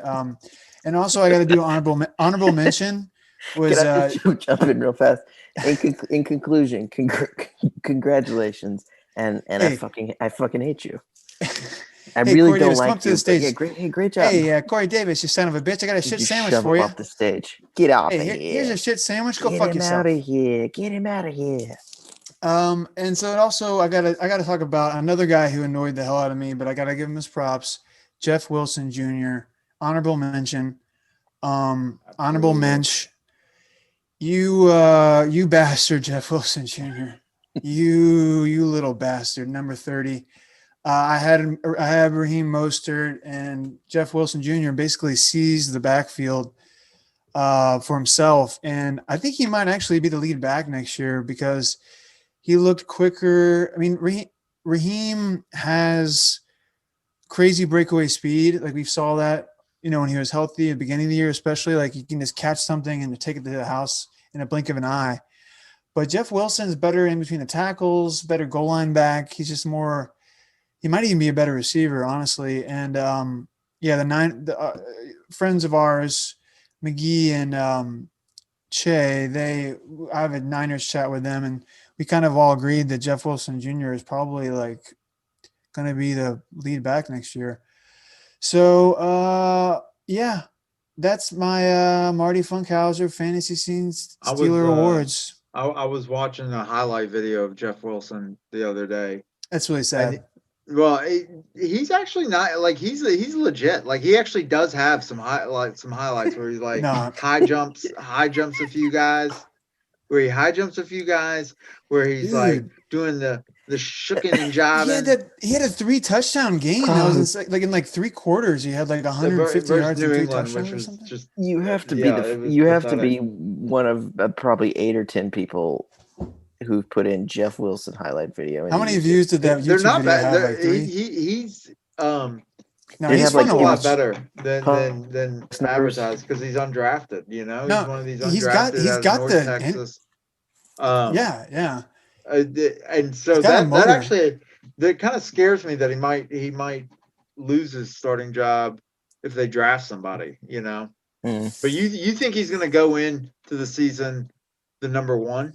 I mean, just looking at the substitution patterns, and it's I feel it's like always an issue when you have a running back on the 49ers because it's just like, the wind blows a little differently one game, and then, Jeff Wilson and I'm not gets sure about like, their contracts. Like what their contracts look like. Like, is Raheem going to be there next year? Is McKinnon? I don't I think think he's so. signed for But another year. I think yeah, Raheem signed for another year. but But It felt a lot like the Rams to me, like the whole Mostert McKinnon Wilson thing was sort of like the Akers Henderson Malcolm Brown, where it's like yeah, they yeah, just kind of decide, okay, it's going to be a Henderson game, okay, it's going to be yeah, an Akers game. yeah. And then like, McKinnon, they were like, okay, these games because Mostert's out, we're just going to give McKinnon every single snap. And then so they did that for 2 games, and then he like broke down. And then they're like, okay, we're going to make you active the next game, but then we're not But going to not play you play. at all. Yeah, And so it's just like, for fantasy purposes, it's a total clusterfuck. But yeah, I mean, Jeff Wilson, in his defense, he's like, he's got a crazy motor and he's like super, super fast, into the hole. And I don't know. I think if I had to guess, I would say he's going to be the lead guy unless they draft somebody or 10 TDs, 10 yeah. TDs this He year. came on at the end of the year for Yeah. sure.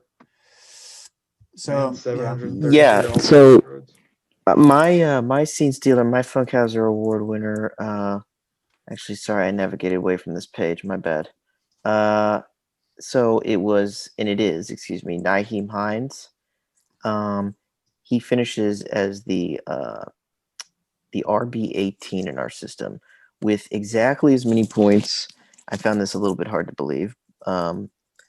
I guess at first glance, exactly as many points as Clyde Edwards-Helaire. He finished with can't believe they dropped him. 9 carries for 380 yards and 3 touchdowns, which that's pretty hum. But he really made his hay in the passing game with 63 catches, 482 yards, and 4 touchdowns. He also had He could have been the water boat. 370 return yards. Now, it's kind of strange to call him a scene stealer on one hand, and this will be the case a little bit with the next award I'll do as well. When the guy that I would say that he would be stealing from did finish as the RB5, but there was that period that we've already, I think one of us at least has alluded to, in the middle of the year where it really looked like with the Colts that Hines was the guy and Taylor was sort of relegated to this kind of secondary role. And obviously that switched and flipped back to Taylor very much being the guy down the stretch. But Hines is a player who really seems to have a lot of versatility. It wasn't the first time either. I felt like he had shown this in past years as well. And it does seem like if he were in a better, more aggressive offense, I feel like this guy would have a huge ceiling in certain offenses. Yeah, like Saints. Yeah. You and I always go to the Saints. I think for good reason. I mean, if he was getting like consistent work, he would explode. I mean, he already I can't believe he was 18th running back, and that's awesome. But like, he's just like the games where he got like 8 catches, or he'd get targeted like 10 times or like 8 times in a game, or get like 10 rushes. Like he always produced. He always got a touchdown. He always did well. So yeah, the Colts he's like the great running back for best ball. The Colt, yeah, he is. That's true. The Colts I dropped them. are a very bizarre team. Like the first half of the season, they were unwatchable. Like, I mean, I could not. I mean, anytime they came up on red zone, it was just like, please get away they from this lost game to as quickly as Jacksonville. can. They lost to Jacksonville. Rivers looked washed up, and then in the middle of the year, Rivers started to be pretty good and actually pretty competent. T.Y. Hilton was just like dead for a long time, and then he was back and he had this late season surge. Michael Pittman had some nice games before he got hurt. He was kind of in and out of the lineup as well. You had Zach Pascal, who would go like 5 weeks without even getting a target, and then he would have like 2 touchdowns or whatever. So it was just a very bizarre team to follow. Can't say it's a team that I've particularly look forward to watching in the playoffs, but Hines, I think if they want to have any shot, beat Buffalo this week. I think they have to involve Naheem Hines prominently. I agree completely. Put him in the slot with Jonathan Taylor in the backfield. Like Yeah. get that dude the ball. Yep. He's too dynamic. He's too quick. He's just a fantastic player. Kind of like the old school like Reggie Bush role almost, maybe. Yeah. No, I love that. Yeah, it's a good call. Kempster. All right, boys. I'll bring up the rear here, and I'm gonna nominate. For all our time doing this, I don't think this guy's name has been brought up once in the whole history of the Gaudies. Wow. It's a long And that's really history, sad, considering this guy is a hard worker. He's never. I tend towards the unheralded types, the guys that just don't get any respect. Those are the guys that really I want to put on a pedestal here tonight, and I'm going to give this one Marty Funkhauser, fantasy scene stealer, to Rex Burkhead. Come on up here. He embodies the scene stealer in the sense that every week it seemed, if you're on the New England Patriots and you're like looking at the box score, who had the best fantasy game, invariably, even though he didn't put up the most yards or what have you, that he would have the best game. Yeah. And he did that multiple times this year. Chris, he had did you mean touchdown game, a 2 touchdown game? He only played in 10 games this year, so he was cut short. Yeah. In fact, that it looked bad. The injury. I was according to what I was hearing on the radio. Did you mean really bad. Did you mean the signal stealer? Or the scene stealer? Oh wow. Yeah, because Rex Burkhead isn't Bill Belichick. Okay. So Bill Belichick is a scene. Okay, continue. Well, no. It's not like he meant to do it. I mean, everybody's doing it. That's my fault for Rick Simmons. I'm sorry, that's on me. Let me ask you. Can I ask you a serious question though? A serious question. How can a Patriots running back be a scene stealer when they rotate so much? Well, he kind of vultured Harris, though. Yeah, like they would get down to the goal line. Damian Harris would take it all the way down because Damian Harris.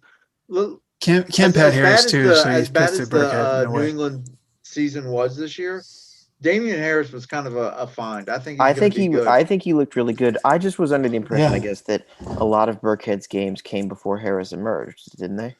I think Belichick said that Harris was allergic to the paint on the end zone, so he never put him in for some reason. Well, I'm sure that was a great press conference. Burkhead had multiple touchdowns versus the Ravens. We don't like, oh yeah, I remember that game. That was he had a really good game. Just end by saying that Rex, you were good. I'm sorry that we're giving you this award as you might be retiring, but hey, man. Okay, he can't hear this. He can't hear this. Rex, come here, Rex. No, you're not going to hit Rex. No. The host is now slapping Rex around. Get the beep off the stage. Okay. So now this is one of my favorite. Fuck you, Rex. Hey, Rex, go fuck yourself. I hope you fucking die, Rex Burkhead. Tough crowd. Hey, settle down. The Golden Grundle, fantasy's biggest bust. Oh hell yeah! Fantasy's biggest bust. And to me, there's only one guy this award can go to, and that's Michael Thomas. Sam and I were talking about it in camp earlier. Due to injury, but also just weird stuff happened, man. Like, he gets in a fight with a teammate. He hurt himself, all these different injuries. I mean, you could say McCaffrey. That's a great nomination as well. But for me, just the strangeness surrounding Michael Thomas's year. This guy broke the fucking record for most receptions in a season last year. He was the unanimous number one wide receiver. Like, basically seemed as if he was like the most safe high pick you could, if you're picking, or if you were, in auction, like Michael Thomas was the guy. You're going to get, 8 to 12 receptions a game. You're going to get probably a touchdown or two. Imagine Devontae Adams's production this year. That's the kind of year you're expecting from Michael Thomas. Maybe a shade under, but like the receptions, the consistency. And this guy proceeded to pull his pants down and take a massive shit on your fantasy team and on the field almost every single game. Yes, he had Taysom Hill. Okay. He had Taysom Hill for some of those games. Taysom Hill actually liked throwing to him, though. He did. Yeah, that's what I was going to say. Yeah, Taysom Hill peppered him with targets. So, and then he got hurt. It was just a mess. It was a total fiasco. And I'm curious to see where he goes in our draft next year, what the price will be for Michael Thomas. I was going to ask you. Is retired. I was going to ask. Michael Thomas is just a punk. Okay. He's just he punched one of his teammates. And rumor has it that he reminds me of Bruce Arians. Liked in the locker Kemp's room. Radio segment beginning now. Kemp, go ahead and read your radio audition. Well, I've heard from sources that what's your Dayton call? What's your Dayton station? Are you 680 Dayton? No, I am WHIO. We are doing this live. Fuck it. We'll do it live. We'll do it live. But he is one of these people that's not very well liked in the locker room. These are the rumors that are swirling. That he's kind of a pariah. And, I just can't give got a little too big for his britches, maybe? I do think that the injury and then the extended absence and then the fight while still injured was very bizarre. I don't know that that was weird. That combo. And then the weird time where he didn't get like Peyton just didn't play him, and I was like, what happened? It was just like so much weird stuff going on. I was going to ask you both. It's that mental mindset. It's the mental mindset that when you do stuff like that, or like the Odell Beckham, like proposing to the kicking tee or whatever he was proposing to, it's like if you're not fully focused on the game. He had a great season that year, for the record. Odell Beckham did. Look at him. I'm saying right now he did not have a good year that year, because I think I traded him to you that year he was good, but that's another story. Now, I would ask you both though. Do you think anybody who drafted him this year, be auction or snake, will ever draft him? You kind of cut out there. I didn't hear you. Yeah, you cut out, but I think you said do you think anybody who drafted him this year draft him next year, auction or snake? Yeah. I don't see how you could. I mean, it would probably be the right move to draft him again, because he's going to be cheaper, a lot cheaper. Mm-hmm. And if he's got, let's say Jameis is the quarterback, I think he's going to be awesome. Now with Taysom, he did get peppered with some targets, but he's not the same volume, and they weren't the Drew Brees variety, the hyper accuracy and all that. So he didn't like incessantly pepper him, because Taysom is running the ball like every 3 plays, like the Yeti he is, So who the hell knows, man? But he had 0 TDs. I know he had like the Keyshawn Johnson syndrome. He couldn't get in the end zone. Wow, what a drop off! Yeah, it's really if you look at his yearly stats, like it is really weird seeing this year compared to the years before. It's like bizarre. I mean, granted, he missed like most of the year, Yeah. but All right, who are your all's Blum or I almost said Grundle. Blumpkins, Golden Grundle. Yeah, Who are your Grundle Grundles? Blumpkin. I Grundle I'm gonna Blumpkin. go. It's like Yeah, best this actor, this best may be. actress. It's a Blundle. You want to go? You want me to go, Meryl Sam? Streep has won. She's won 8 Blumpkins. One Golden Grundle.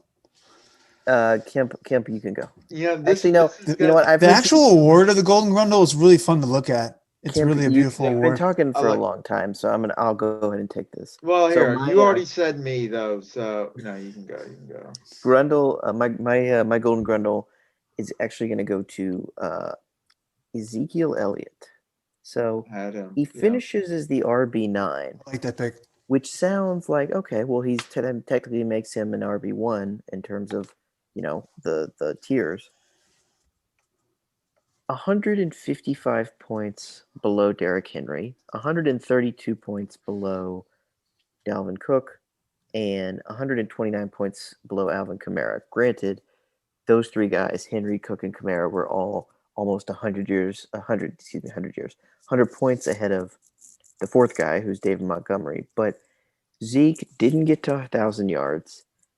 He finishes with 979 yards, 6 rushing touchdowns, which is just like minuscule compared to what his total usually is. The only thing that really saved him this year to even keep him in that top 10 to 12 range was the fact that he had 52 catches and 338 yards. A lot of those were definitely dump offs from Ben DiNucci and Andy Dalton and whatever the hell that guy's name was that they started against 52 Pittsburgh. catches for that Gilbert? that little amount. What did you say? 338. 300. Yeah, Garrett He had Gilbert. an 8 reception, 31-yard game, which is I a forgot it was beautiful. Garrett. Yeah, I forgot it was Garrett Gilbert. But yeah, Garrett Gilbert, Texas alum. But I think there was a lot of speculation, and I heard from more than one place that I've listened to and watching TV that he kind of maybe had, he got paid. Dak was out. He wasn't, he was kind of taking care of himself and maybe not going all out the way he would in a normal season. Whether that's true or not, I mean, I looked back at it and he was $61, and a guy who's that expensive in our auction, um, you know, If they to don't see hit, him you're not screwed. even get 1,000 yards, I think definitely classifies as bust territory. Yet 8 total at the same time, touchdowns. Not very I good. feel like 8 total touchdowns. I feel like at the same time, that's going to make him a potentially strong value pick for 2021, and beyond that, you've got the issue of you've got the issue of hold on, sorry, you got the issue of uh, whether he has too much wear and tear uh, that we talked about last time, because he's gotten the ball a lot in his first whatever it is 5 years in the league, That's my take. 6 years in the league, whatever it is. I agree with that. So And if Dak's not there next year, yeah, then I think Dak will be there, but we will see. I think he's going to get his nose ring ripped out, and it's going to cost him a few games next year. It's my dicey. thought. You're gonna people are gonna give Andy Dalton hate, but I thought he finished the season strong. Horrible interception at the very end of the season. Besides that, of Was course, it- you were a Brady fan, and he had a horrible interception his last play for the Patriots. So it makes sense. I was talking to my friend who's a Bengals I fan, can be such an asshole. I'm sorry. Kid. watching that watching that right sequence, there. and I said I texted my friend, he's a Bengals fan, and I said that was the most Andy Dalton sequence that I've seen in quite a while. And he responded back. He said, "I'm not watching, but did he A, take a sack to get out of the red zone, or B, throw a backbreaking interception in the end zone. And I said, actually, he literally did both of those things on back-to-back Back plays. to back. I mean, So- I agree with both of you because Kemp, you're right. He was serviceable at times, and he was like, he's a great backup quarterback. He's probably overqualified to be a backup quarterback, but he did a classic like Andy Dalton. That last interception, it was like, oh my god, it's he just looked sad. really good against Philly the week. Yeah, he before. had some games where he looked good. I mean, he tore up. He looked good again. Was it the Ravens where he had like 3 touchdowns and he was moving the ball up and down the field? They just couldn't win. I don't know. He had some like he's got great receivers and I hope Dak comes back healthy. That would be nice for the Cowboys. Kemp, who's your bust? Yeah, I'm Golden the Grundle. Golden Grundle. When you think GG. Grundle, you think of nasty, sweaty. But underperformance. Oh, what are you talking about? It's underrated part of the body, man. Yeah. How dare You, you? you think of underperformance. I mean, that's not someplace you want people to Underperformance explore. in Grundle? Yeah, you want them to do something somewhere else to you. You know, you don't want them to start playing around with your fucking. All right, I don't want to hear about your sex Grundle. life, Kemp. Yeah. I think we need to move forward. Keep the train going. Cut away. So Play him who out. do you Play him think- out. Who do you think of? Who do you think of? Now, hold on. What if I told you that this player was the first of his position off the board by a long shot? By a long shot. He was the first out of his position off the board in drafts. Is it a tight He was end? drafted really high. Everybody was thinking big things. Sky was the limit. How many points would you expect from this guy? If everybody else, if your top rated players were averaging like over 30 points, how many would you expect this guy? And I told you he almost always scored below 30. Pretty disappointing. Lamar Jackson, come on up here. He always scored below 30? Not every game, but most games. So his highest A little scoring. fact checking here. He did show up in week 14 and 15. I will give him that. For the playoffs, he was money. For the fantasy playoffs, he was pretty money. He had like 6 games over 30. He finished as the QB 10. Guys, that's pretty bad. I mean, he was drafted. That's pretty bad for where he got drafted. Look. I mean, you're looking 25, 19, 29, 18, 21, 25, 29, 23. Like if 28 for the championship. Skipping round, all the 30 like games. if I just put in a first round draft capital on Lamar Jackson, I want that return. He didn't provide it. Lamar Jackson, you were very disappointing this year. He was. Come up and get your Golden Grundle. It's much deserved. Stop! You just pushed the award right in his face. You pushed the Grundle right in his face. That's disrespectful, but hilarious. For the record, he missed the game. Spitting on him now. Jesus Christ. No. Yeah, the COVID was there. I mean, he had a the defenses knew what to expect. That's right. And he also had to take a shit during the middle of a game when the game was on the line. And that was his best moment of the year. Yeah. And then perfect Grundle. I'm sorry, is that a negative? Yeah, absolutely. His team, he was too concerned taking this is a great segue into the next segment, though. They won. Winning the title, then winning the game.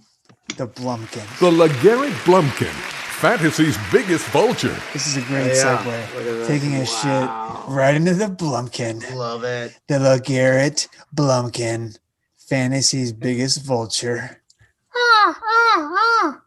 Oh my god, dude. Can you believe fucking Adrian Peterson? Can you do that again? The biggest vulture, the Blumpkin. So we all remember LeGarrette Blount's like 30 touchdown year. It was he had so many. He had like 20 touchdowns that one year, didn't he? He had like 500 yards. I'm gonna look this up. Let's look this up. Yeah, because that's what this award's aimed at. It's named after a guy who, it's like what Kemp was describing earlier, where Damian Harris runs it all the way down to the 1, and then they send in Burkhead, who, does like a pirouette and like a backflip into the end zone. Yeah, and 2016 299 carries, 1,161 yards, and 18 touchdowns. Yeah, it's just classic Blumpkin. But Full on this material. this year, Adrian Peterson, who we all know about his his Hall of Fame career, he's been amazing. I think we probably all had him on a fantasy team at some point. He only had 7 touchdowns. He averaged a little under 4 yards a carry. It wasn't a horrible year, but I could not tell you how many times Swift got them down to like the 5, and then they were just bring in the jumbo package. Here comes AP just like slamming into the line so hard over and over and over again, like shades of Ben Jarvis, Green Ellis, just sticking his head right into the line, probably giving himself all kinds of like micro concussions. And he kept doing it over and over again. And just like Adam Gase with Frank Gore, Matt Patricia kept putting him in the game. They'd send in old AP, old Warhorse, send him in, and he got his 7 touchdowns. And he's padding his career stats. And just like Gore, he keeps producing. Not at a great clip, but I think, to me, in my mind, he is without a doubt, the LeGarrette Blumpkin Award winner for 2020. Yeah. Come here, AP. Get your award. Come on up. Yeah. There you go, buddy. Nice slap on the Good ass. job. Good job, buddy. Good job. Hey, good job. Known for his firm handshakes, AP. Yeah. You really slapped him this year, didn't you? AP. Goo. Sorry about that.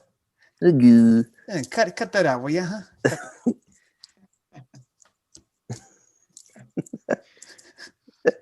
Come on now, Oh man.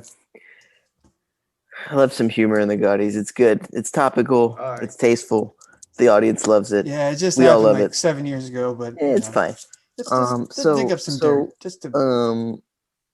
I went with Simmons. Take some deep breaths here. Do some breathing exercises like you're in a Lamaze class. Drink some water. Okay, there we go. Okay, my Blumpkin goes to. I don't know why I'm talking like JFK there. My Blumpkin. We choose to go to the moon. We choose to give the Blumpkin. Go. Not Do the other because it's thing. easy, but because it's Because it's hard. In this decade or next decade. Anyway, so my Blumpkin award goes to Taysom Hill. Oh, wow. Taysom fucking He's a Hill, Blumpkin. who had He is a Blumpkin already. That's a great one. No, that's a perfect one. 8 rushing touchdowns. Now you had and Sam, you had Kamara. Let's lay the. No. Listen. I was going to lay it all out there. I had Kamara and Latavius Murray. Okay, so to me, here's what I don't understand. All right, and Simmons, you watched the Saints plenty. Kemp, I know you watched them as well. A good amount, I assume. Mm-hmm. Although I think you have you listen to the games on the radio, so maybe you don't know what I'm talking about. Yes, Chris. I do listen to the games on the radio. Yeah, well then that doesn't help us at all. Every bit right? as informative. This is not 1934. But anyway, so for those of you who were able to watch, what frustrated me was the fact that Taysom Hill is this purportedly this dual threat guy who can throw. He does have a pretty good arm. He can be a little erratic. He had some nice throws this year. He had some of the worst throws I saw by a starting quarterback the entire season. But when they have him in taking those direct snaps inside the 10, he never, ever throws the fucking ball. Ever. He always runs. Correct, Simmons? Mm-hmm. Yeah. Always.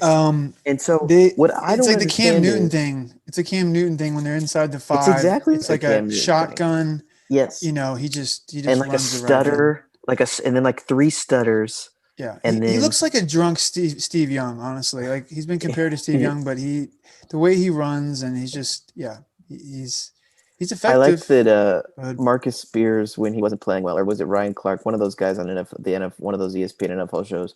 I just see the clips of those on like Twitter, but when he wasn't Marcus playing Spears, well. by the way. Yeah, Marcus Spears is pretty great. He called him after he heard that that Peyton had compared him to Steve Young. He called him Steve Old, which I thought was which I thought Well, he was quite is like humorous. 32 or something. It's Yeah, hilarious. exactly. Everyone's Right. like, But this young guy you can so build with, and he's like an right, old man. right. Yeah. What I don't understand is if you're never going to have him throw the ball, then what are you doing by putting him in there? You have Alvin Kamara and Latavius Murray. You have Thunder and Lightning. Like, if you were going to put him in there to do the kind of, hey, maybe we're going to throw, maybe we're going to pass, that would be one thing. Now, granted, I'm hardly one to complain about the output that Kamara got, though the 16 touchdowns that he got, I mean, is a little misleading because he scored 1,000 on Christmas Day, and those I would have been out of the playoffs for 3 weeks at that point. But you just look at that and it's like, all right, if Kamara gets 16, Latavius Murray had 4 touchdowns. How many rushing touchdowns do you think Taysom Hill got? Any guesses, guys? Rushing touchdowns. Let me 11. Taysom Tim? Hill. Just Yes, guessing. that's the player we've been talking about. Yeah, no, I know. I'm here applauding him Yeah. right now. Yeah, you're It repeating back seems the name. like you're kind of You're stalling. repeating back the name because you've definitely been listening. No, I have. Taysom Hill, yeah, 2 touchdowns. Mm-hmm. Wait, 2 You think he rushing or scored 2? passing? No, that's what I'm repeating what you had said. What? Wait. I was repeating what you. All had, right, cut the you had commercial. said. Cut the Good commercial. Lord. This is what happens No. when you. This is what happens when I'm one saying of our rushing. co-hosts takes gummies, eats a gummy or 2 before a show. Kip, how many rushing touchdowns did Taysom Hill have? That's a very straightforward question. I think I haven't looked. I say 11. Yeah, I Kip, say 11 give I me would a say number. like because he had some games where he had Like 2 and 1. 7. It's like a fucking celebrity 7. Jeopardy contestant right now. You just can't answer it. 7, okay. Fucking So the answer fucking is 8. Really? So it's less than I thought, but it's still a but lot. he had twice as many rushing touchdowns as Latavius Murray. He had half as many as Kamara. It must have been maddening having both those running backs and seeing him come in the. It was, and I look if he scrambles for 30 yards, that's fine. Okay, if he gets in there and he's maybe I'm going to throw, maybe I'm going to run, and he just happens to scramble when a play breaks down, that's fine. I do not, for the life of me, understand when you have 2 running backs that good, why you would bring a third guy in just to run the ball direct snap. I mean, it doesn't make any sense. Taysom, come up here, run like a crazed bull in Pamplona, released on the streets of Pamplona, run headfirst into the podium like you tend to do, and come get your award. Come here, you fucker. Such a good visual. Just like I mean that's how he plays. Yeah.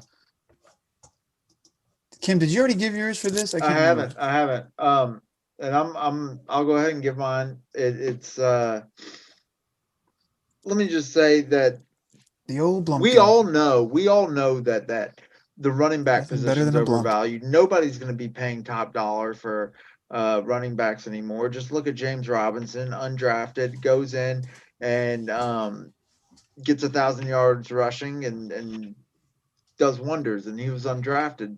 That being said, when you have a alpha dog top 3 running back on your team, you use them. You have to use them. If you want to go anywhere, if you want to win a championship, if you want to host that Lombardi, you're going to play your top dogs. And the fact that you got a team up in Wisconsin that insists on playing Jamal Williams instead of Aaron Jones, who is I am on record as saying he is a top 5. He is an alpha dog running back. He was my first pick. Yeah. Yeah, he does it all. He can run out of the backfield with the best of them.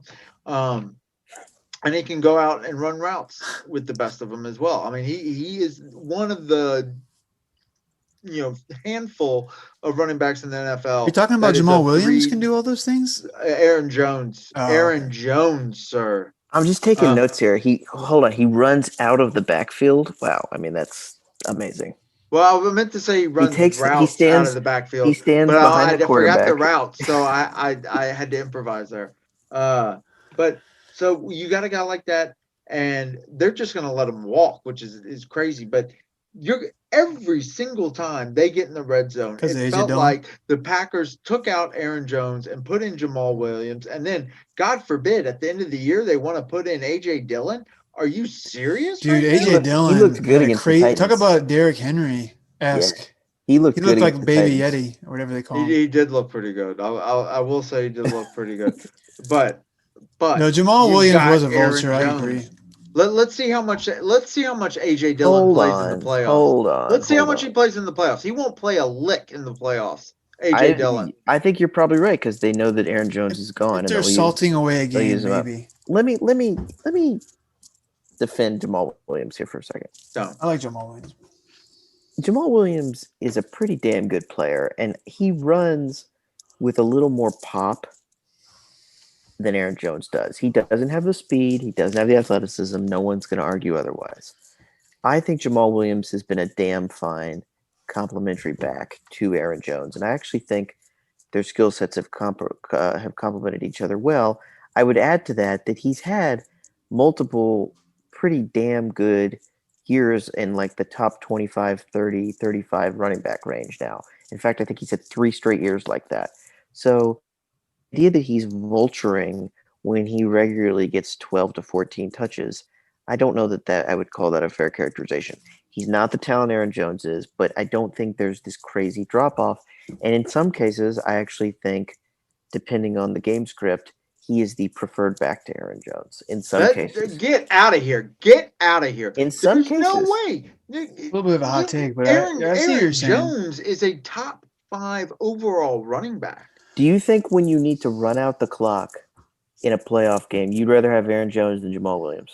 Absolutely. I would not. I'm a Packers fan saying why? This. Why? He's not as much of a bruiser. He's more finesse. He's more of a finesse.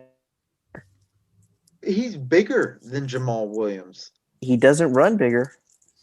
He does not run bigger. I think what's been happening with Aaron Jones is he's been getting hurt when they overuse him, so they think that they've kind of decided that he's not.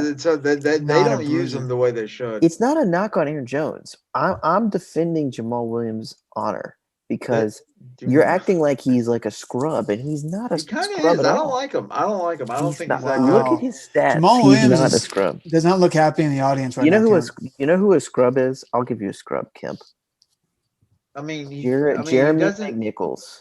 That's a scrub. Royce Freeman. Look, you're talking about an undrafted free agent that I was like, look, this guy, just be on the lookout for him. And it's like Simmons, year 4 or 5. This is the part of the pod where you should play the tape where Kemp is raving about Jeremy McNichols. No. I have no clue when that was. I don't think I ever did. I can't remember. I mean, I might have given a blurb. I blurbed him. I did a blurb. I gave a blurb about him. It was like boom, boom. It was like if you weren't really paying attention, you wouldn't even know I talked about him. But Jeremy McNichols. But he's been around for like 4 or 5 years as an undrafted free agent. That's a success story. I was right on that. Talking about Aaron Jones? I'm taking the Vic on Jeremy McNichols' brother. Was Aaron Jones? What pick was he? He was a fifth round picker. Fourth. I say the Packers are expert at these picks. I mean, they had a good draft that year. They did miss on Alvin Kamara, who they could have taken, but Aaron Jones is a fine facsimile. He's good. He's not as complete all around as Alvin Kamara is. I'll give you that, but like I think if it's the same draft, and if you come away with Aaron Jones, fair. All I'm saying is Jamal Williams is in that draft too, and if you go look at his stats right now, Jones. I think his stats would bear out that he's a better player than you're giving him credit for. Now that being said, I do think he's a middling talent. He's middling. I don't agree, but I do think that you guys both know based on our Gaudy chats and our water bugs. He's Gio Bernard. Our water bugs chat. I'm not engaging with that. our water books No, chat he that is. I had Like you not said, liked Gio Bernard is just good enough to stay on the bench. that I had not liked AJ Dillon, the AJ Dillon pick I kind of like for a number Gio. of Hurts my reasons. feelings. But I like Gio too. Gio is No, actually I good. love Gio. Gio's great when Joe Mixon is out. Anyway, Hmm. so I mean, my take would be, my prediction would be based on contracts and the recent developments when it comes to paying running backs. My guess would be that the Packers let Aaron Jones walk. Now that might be a mistake, but that's my guess.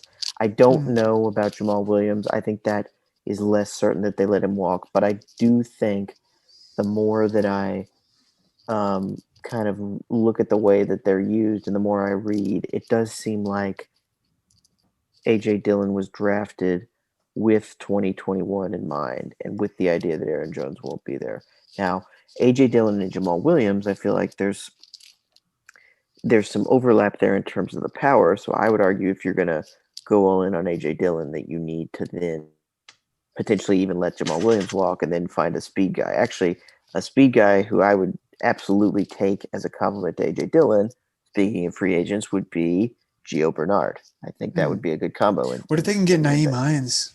I would love Naeem Hines. Anyway, Jamal Rodgers and Naeem Hines. Ooh, Jamal's in like the 15th row. Jamal, I want you to know that I defended you, man. I want you to know that, right? Thanks, man. Hey, fuck you, Kim. Hey, That was Jamal. that was a Ooh, good interesting. soliloquy That was on good. Jamal That was good Williams. But sound. the reality is That was good is that sound on he Jamal. is It's weird. We didn't have a mic on him. Kim, But fuck you. I'm Jamal Williams. Sam, thank Wow. you. Jamal Hey, Williams. Simmons, what's up, Look, man? I gotta say, he doesn't even have Give me that award, 1,000 bitch. yard do we have season, like, the vulture from in the scrimmage. 16th row sitting next to him?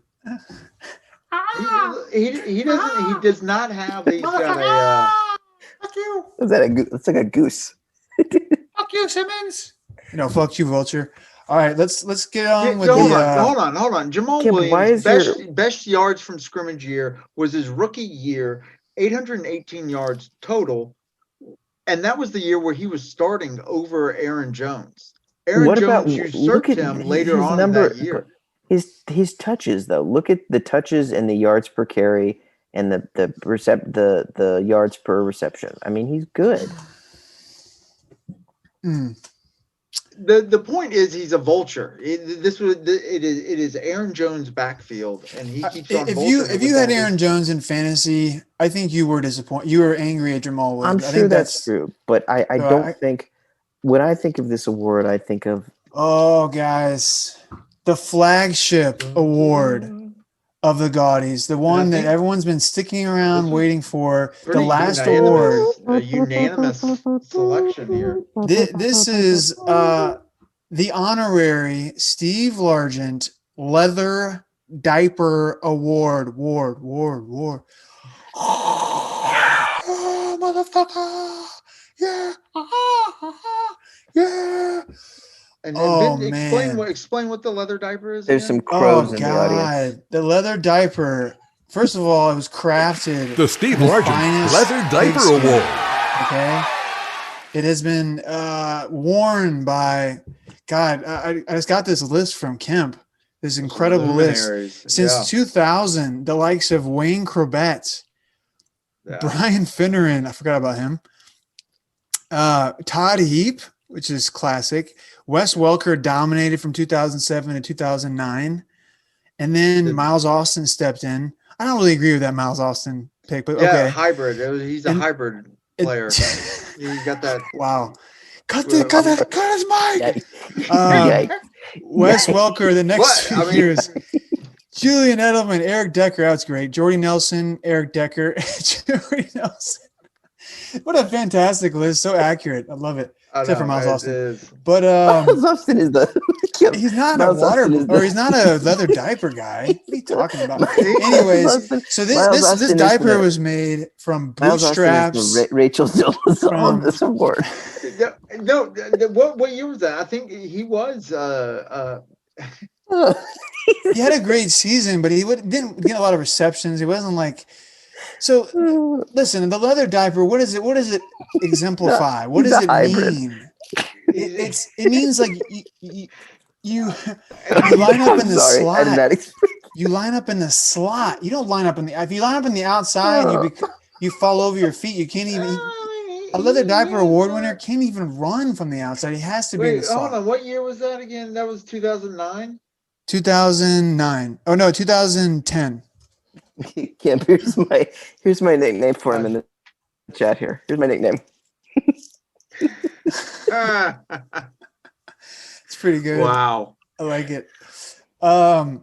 Anyways, Kemp, I was way thrown by that. By the way, the writing is exquisite. Real fast, sorry, Simmons, I know, but the writing on this is exquisite. This is like a set list from Britney Spears or Katy Perry. Did you actually burn the? Did you actually burn the paper? Really great. Or is that like some kind of like it was like some long lost treasure that I would just find? Like it was born. So this list was born out of fire. We didn't actually select this. This was this just float. The names float out every year. Just floats out. In a bottle. Yeah, this is in a bottle. Yeah. It's like that book that Joseph Smith and the Book of Mormon. When he's like, only I can see these. You guys cannot. So don't. But I'm telling you, the names are etched in diamond. Taysom Hill can see them. Oh, not diamond. But we're not going to be able to show you the actual diamond. They're etched on like wood. They're like wood etchings. Like yes, in the shape of a diamond. Do you think Taysom Hill can see the gold plates, Kim? Yeah. No, I know he's got special access, but he's got special underwear and he's got special. Not aware of these. Anyways, Simmons, that go was on. Glorious. I'm sorry. I love it. You keep Miles Austin. Oh my God. I love the interjections. I can't believe you put him on there. I thought he deserved a spot. What do you think of when you think of the leather diaper? What do you think of? You think of the earth. You think of dirt. You think of the ground. You think of the underground. You think of rock, you think of mountains, you think of solid nature. You're already getting them fired up, Ben. What's underground, guys? What's deep? Earth. What's deep in the earth? Earthworms. Okay. Coal, dark black coal. And that's exactly who won this year's leather diaper. Cole Beasley. Whoa. Beasley as in measly, as in little, as in 5 foot nothing, 100 nothing, you son of a bitch. You're never going to make this team, little Cole. The audience is chanting clean coal, clean coal, clean coal, clean coal. Cole Beasley, I swear to God, every game I would watch him play, it was like he would get rocked catching the ball. He'd get up. He'd catch the ball, of course. He'd get up and look like he just like broke like 5 bones in his body. Like he would be limping around. Like just limping around back to line up again for the next play. He looks so slight. He looks so fragile, but he got injured a few times. He kept coming back. He never quit. He kept coming back to work. He, just like you get up in the morning, 9 to 5, bring in that lunch pail every play. If you get battered over the head, if you get smashed by a semi truck, you get up, you go down to the mines, and you keep digging. That's what Cole Beasley did. Over 80 catches, 900 receiving yards. I actually thought he had a better line than that. He had 82, 967, and 4. But he came alive at the end of the year. He had multiple 100-yard games. He was a great waiver wire ad by Osborne, helped him get to the promised land. Cole Beasley, great job. Yeah. What do you guys have to add? First of all, he missed 2 games. I mean, that's true. What's in Cole's lunch pail? I feel like it's stale bread, not sliced. He's just a stale loaf of bread. White bread. I think Kraft singles are in there. I think his vegetable is probably I think what he does is he takes a head of broccoli and he just rubs over the course of the day an entire stick of butter on it. And then he eats it like a piece of cotton candy. A bunch of root vegetables, I'm thinking. Yeah. Turnips, radishes. Kim, by the way, thinking of your Miles Austin award there for Leather Diaper. Would you also give an NAACP Image Award to Adam Duritz of Counting Crows? Absolutely. No, absolutely not. No. Yeah, Okay. I think you have to be. You got to be.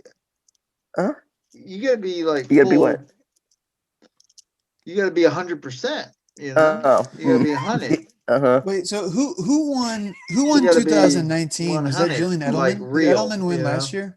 Because he's Miles not on this Austin. list. It's a hybrid. Adam. Jesus. Well, I think we wanted to. We've taken a turn.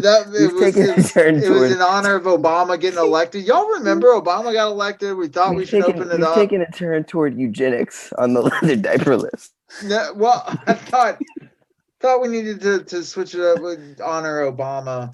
God. Getting Wait, elected. how has Edelman only won it one time, and that was in 2013? He split it with Eric Decker. He had to win last year. Edelman won last year. No, he didn't. He didn't. Who won last year? I think it was vacant Hold on. last year. Edelman. Nobody's on there. It's Thielen 17, 18. Hold on. Do we need to award it now? Yeah, it's got to be Edelman. I mean, yeah, no, actually, he did. He did win it. I mean, he was the only thing working down there, so he did win it in 2019. Do we need to? Do we need to award that now, or did you all just do that? Yeah, let's award it now. Cue the music again. Actually, no. Hold on. Time out. Cooper Kupp had 14 more fantasy points last year than Julian Edelman did. Yeah, but look at some of these. Julian Edelman was the only player on the team. Look at some of these games he had last year. I love Cooper Kupp. Trust me, I'm trying to find a way to squeeze Cooper Kupp in because that's my man. That's my boy. Okay. Well, Edelman had his best season last year, though. He had 100 receptions. Yeah, okay. 1,117 yards and 6 touchdowns. I mean, Cooper Kupp had a great year too. It's true, so it's tough. Yeah, I mean, it's tomato.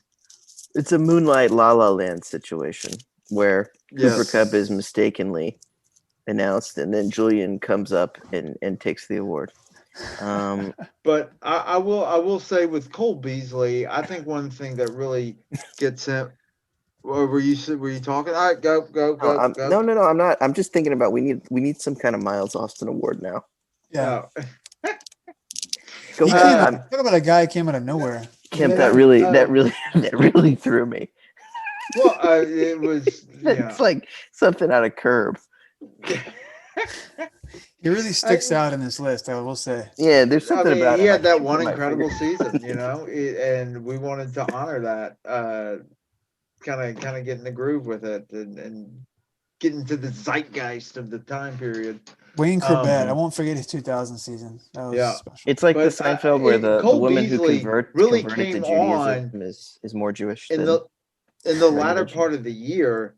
And I think that's really what put Cole Beasley over the top as far as the winner goes. I mean, I said I was gonna put Taysom Hill as the winner because he fits the bill and he's a receiver and he's a quarterback. But much like Sam, put a quarterback in as his water bug, I was going to try to follow suit, put in Taysom. But yeah, I mean, Cole you're right, Kemp. His production at the end of the year I just couldn't deny him, man. He put in the work. He earned the diaper. If you put in the work, you get the diaper.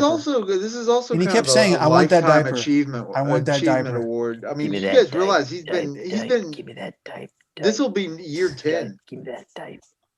Give me that diaper. I think this is his 10th year. That's crazy. Yeah, he's been around for a while. Next year will be his 10th year. Like he's been here for a while. He was chronically underappreciated in Dallas. They didn't want to give him the contract. I want that diaper, girl. I want that diaper.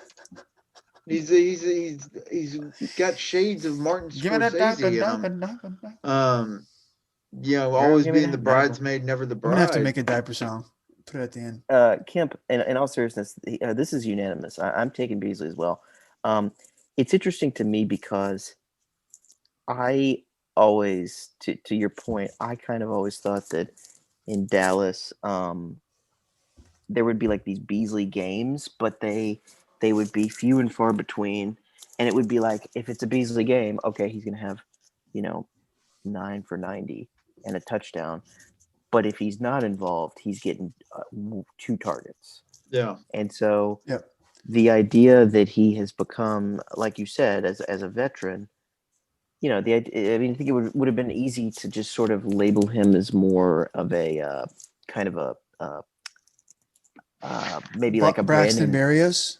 Oh, interesting. I was thinking on the other end. I was thinking more of like a Brandon. Talk about a Stokes. guy who wanted that diaper this year. Yeah, True. oh, yeah, he was up and comer. And it helps that John Brown went down too for Beasley. Brandon Stokely type in terms of like Stokely, never a guy who's going to put up huge stats that I recall, but he was that kind of safety valve. And you know, watching the Bills' offense this year, Beasley has become much more than a safety valve. He's become a reliable source of offensive production for that passing game. So yeah, I mean, I think this is a well-earned leather diaper. Actually, to my knowledge, what we do, the three of us, if I'm not mistaken, we actually hold it when we're up there on the podium, and then we allow the winner to to take their pants off and then wow, both legs in, right? I think that's how we do it, right? It's sort of it's similar to the we lift the person up and you know how guys, are you serious? The green jacket winner puts it's like something out of like a get out ceremony or something. So I think I'm thinking of like It's Always Sunny in Philadelphia, where they're friends, and they have this like, yeah, and we all put ours together. And it creates you a lift him up. No, but what you do, yeah, it's a good comparison. What happens? So the leather diaper ceremony is very special. It's you're lifted up on a bungee There's a cord. harness. Yeah, there's a harness that's being created. You lift. You're dropped into it. It's a breakaway harness. So when you dropped into the diaper, the harness breaks and the recipient is in the diaper. And there's no padding. There's no padding in the grundle area. You just go right down. And they're dropped from about 5 feet, so there's a little bit of a collision between the grundle and the diaper. And you might be thinking, oh, well, this must be high quality leather. And the thing is that it's not. It's actually really tough. It's a hodgepodge of bootstrap leather and old footballs. Yeah, this is what they like. This is the type of material that they like. They've lived with it their entire lives. And Welker, when he won his 7 leather dipes, he would wear it in games. He would wear the previous years in games. I was gonna say, and there. I'm looking back at the list. There were a couple years, I think, in there. This would have been around like the Mike Furry. I like that you put Michael Furry. Right, that's a very formal name. I think Mike Furry wanted sandpaper on the inside, and Welker had 3 out of little hair shirt material. Welker had 5 out of the next 6. Yeah, I said 7. He had 5. Dude, if you look at those seasons, man, Welker was like automatic. I didn't want to do that, but it's like there was no other. You can't deny it. You can't deny the amount of receptions he got. You had to put it there. Like his if you look at his totals, like they're so gaudy. If you look at the other contenders that year, the other wide receivers that qualified for the award. Hint, hint. There, it was him and nobody else. Yeah, no, you did well. I mean, in all those years he won the dipe, he had over 110 receptions. Yeah, that's insane. So he definitely. It's not like I was, we. I didn't say I. We were trying to stretch to fit him in. It became old hat or stretch to fit him in the diaper. Yeah. Yes. Yeah. Exactly. I was gonna say well said. It became old hat, or should I say old dipe, for him to win. He was so used to being dropped in by the 5th one that he was. It just kind of actually the fifth one he was completely nude. he ran up. I must have blacked out because I thought they were all nude every time. Just with the jock strap. Yeah, sometimes I guess it just kind of fitted him already. The The Gaudis Like- turned into Burning Man temporarily, and he just hoisted down in nude. You play this weird kind of like tribal music, and like there's people, and everyone puts on their mask underneath their seat. There's like this weird like eyes wide shut mask, and by year everybody 4, it was 2001 watches Space this. Odyssey music. Yeah. Dun, dun, By the way, dun. speaking of masks, As, As he's was dropped in. lowered, Speaking he of- was lowered down speaking into it. speaking of masks, the Gaudis in the In Memoriam, completely unrelated to this category. I would like to add, take a somber moment here, and I would like to add MF Doom to the In Memoriam section of the 2020 rest Gaudis. in peace. Yeah, rest in peace. Man. Just Sorry throw to bring that it out. down, but I just you brought up masks and weirdos, Wow. and I couldn't help but go remember to. Wow, you caps really when brought you this spell the this man's award show to name. a screeching Dude, halt. Typically Oh, they boy. don't put the In Memoriam at the end of the ceremony. Hey, let's get back to the leather dive. No, but no, MF Doom. I used to listen to him constantly, and Do you want to award a second leather dive to bring it up? Actually, you know what? We could do your Jeff Janis award. Oh yes. Well, yes, first yes. let's bring Jeff Cole Beasley to the Janis. stage first. Yeah, and then Cole. let's give him. Cole, Let's get try. your- He's your okay. He's getting scrawny- lowered down. He's getting lowered. Oh, he's in the dive. Congratulations, Oh Cole wow, Beasley. great. Very good. What a fantastic! Oh, time. look, Oh, as a he's- bonus, Kemp, do your He's Jeff hold on, he's Janis. crying. He's crying. Sorry, I'm sorry. He's That crying was into the dive. Kemp is Cole crying Beasley's- and Cole Beasley's crying. that was a lot, but Another oh dive. god, yes. But Wow, it's the show a must tight go shot. on. We've got a brand new award. That man here is tonight, that man has fellas. no blood relation to Cole. I think He's, the leather balling. dive is cutting off his circulation. You can see the tight shot on his crotch. Yeah. A very tight shot. It's not We going don't know away. his It's a name. We're close-up gonna on his put crotch. the caption. We're gonna put his close male friend as he cries. We're gonna try and readjust him here. Let me get down on one knee and readjust how This it- is taking longer than we Right, would like. Hold on, Awkward. hold on. Oh, ladies and gentlemen, There you go, Cole. All right, man. Yeah. Woohoo. ladies and gentlemen, this is network television. We have to put He's a fine, TVMA. We're just friends. we're for gonna- 17. Simmons, we're gonna lose some sponsorship over this. Oh, cut the commercial. But Losing for the last sponsors left and award, we're just throwing it in here. Brand new award. It's gonna come with a lot of hype. It's the It's gonna come with Jeff no hype. Janis Memorial Trophy. I mean, we all know Okay. Jeff Janis, He's not dead. 2015. I think he got what if I Rest in I'm not peace. going to look it up exactly, but I want to say it was 340 yards on. Oh, I thought you were gonna 18 say how he died. passes and 3 touchdowns. I thought you were gonna say how he died because it was an in memoriam. No, it was the Jeff Janis He was- Memorial. Well, his Run career over- died. Poor guy. He was It run is- over by a dump truck. It's a little harsh. Wait, this is in the his career was playoffs? ended Because by Aaron Rodgers, who was a complete asshole to him. wait, what year was this? What year did he put up this? Yeah. 2015. This is in the playoffs, right? Yeah, 340 yards on 17 catches, Wait, and what? I want to say 3 touchdowns. He had 7 catches for 145 What? yards and 2 touchdowns, right? Oh, Yep. You're it's insane. You're one of talking these things crazy. where it gets lost in memory. We don't really know what it 345 becomes yards. legend. His feats were Oh my God. of not this world, and so those stories turn legendary. They become legend more than in real life. So, but Like Paul in that Bunyan-esque. vein, because after that game, guys, you do realize like he kind of fell off the earth. He was never heard from again. Aaron Rodgers sabotaged his career.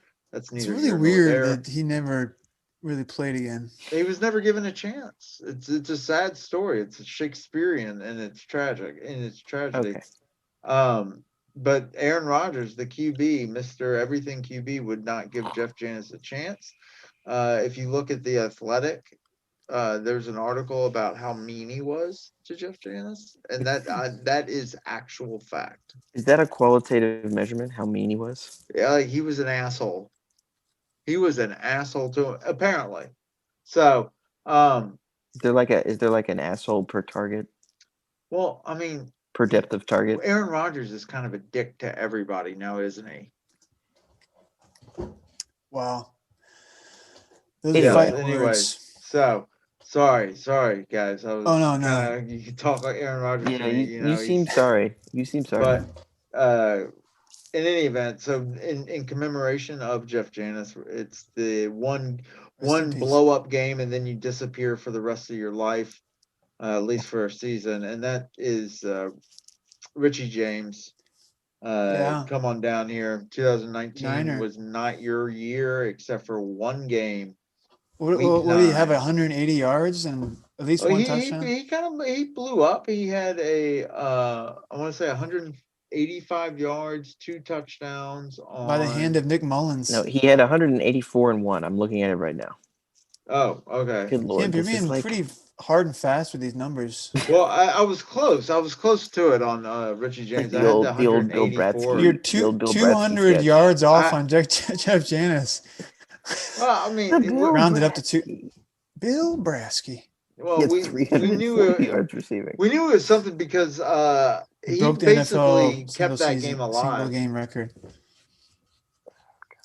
So, but Well, no, that was a hell of a game. But I remember watching that game and just being like, "Who in the hell is this receiver? Why is he always open?" Like it was like he just wasn't covered, or he just was. He's super athletic. He's super fast. And like He might Arizona get some clock one next of the year. best defenses that year.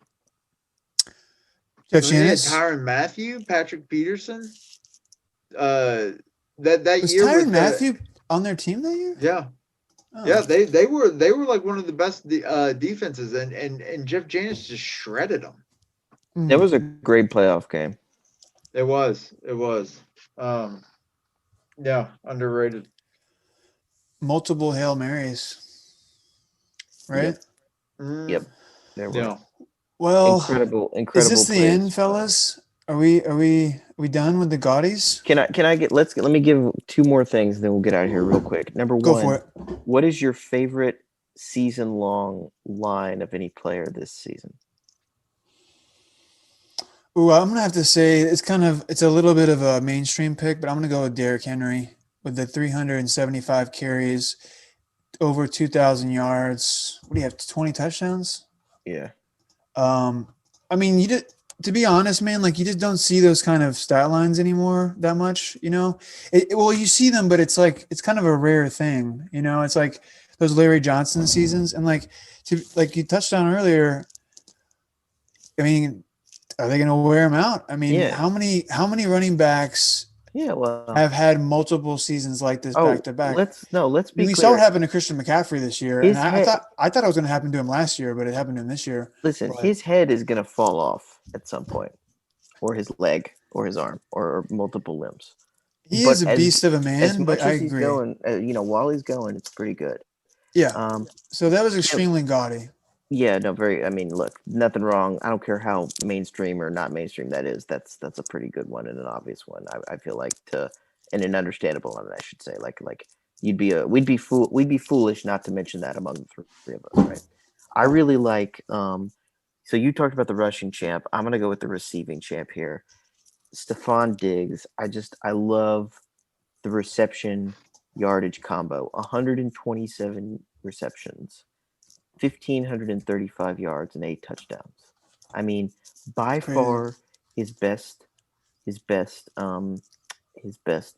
season. I have been barricaded in a bunker, just flying the Diggs flag 5 years. I feel like this guy has always been capable of this.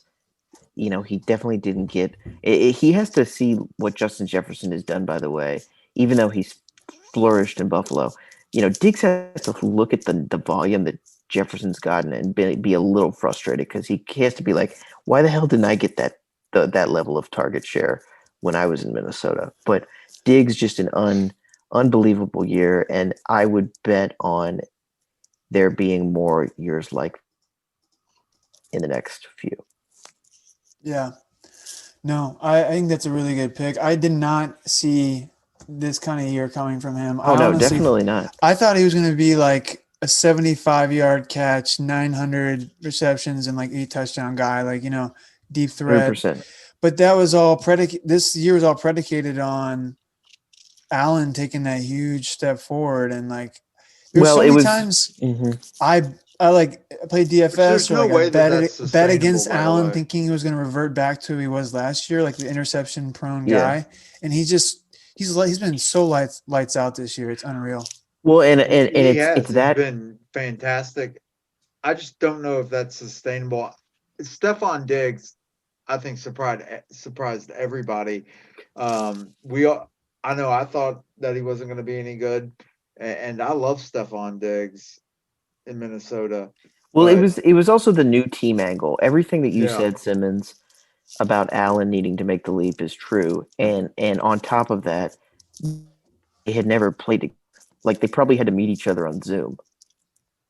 Yeah, and also like they paid him a lot of money. He's like a big. He kind of has some star power, and like okay, we're gonna get our money's worth. And we're gonna force feed this guy. It's something else to think about for the future. Like, if they make a big free agent acquisition, a player goes to another team, they might use them in a different way than they use them in a previous team, and you can just tell from jump they just were like, okay, we're gonna we're gonna do what the Titans should do with AJ Brown, just force this guy the ball and like pepper him with And targets.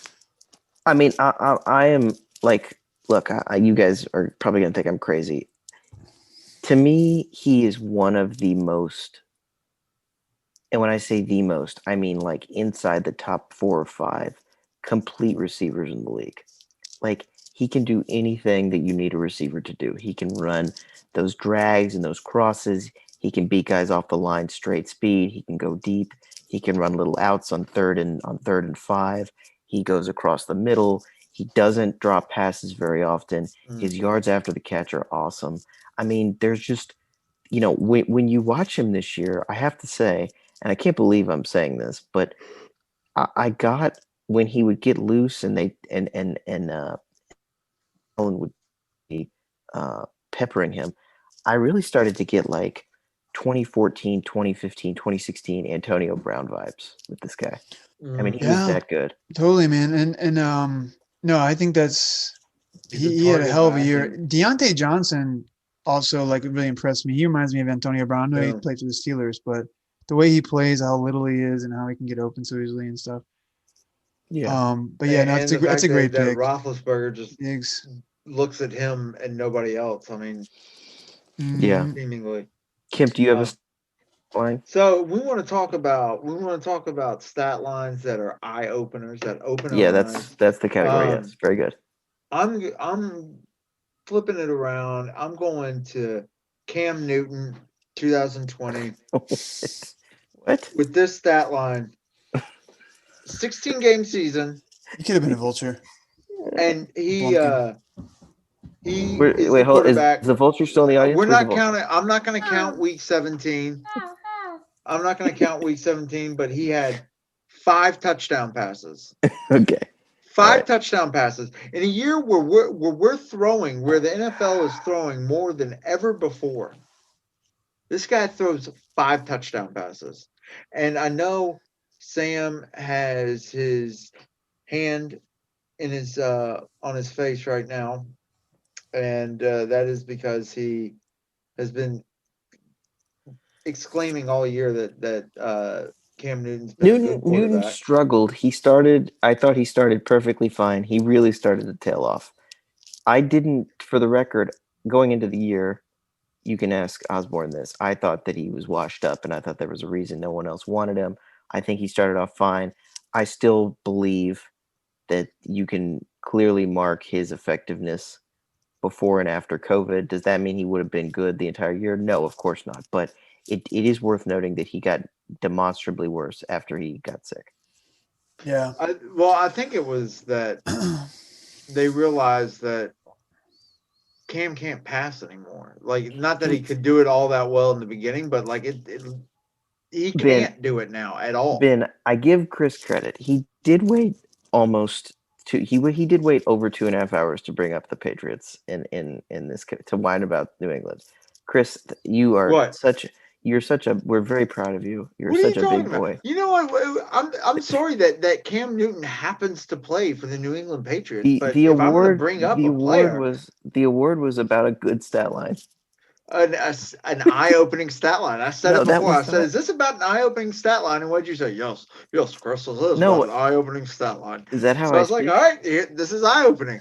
This is an eye-opener because 5 touchdowns when people are breaking records for most touchdown passes. We got a motherfucker.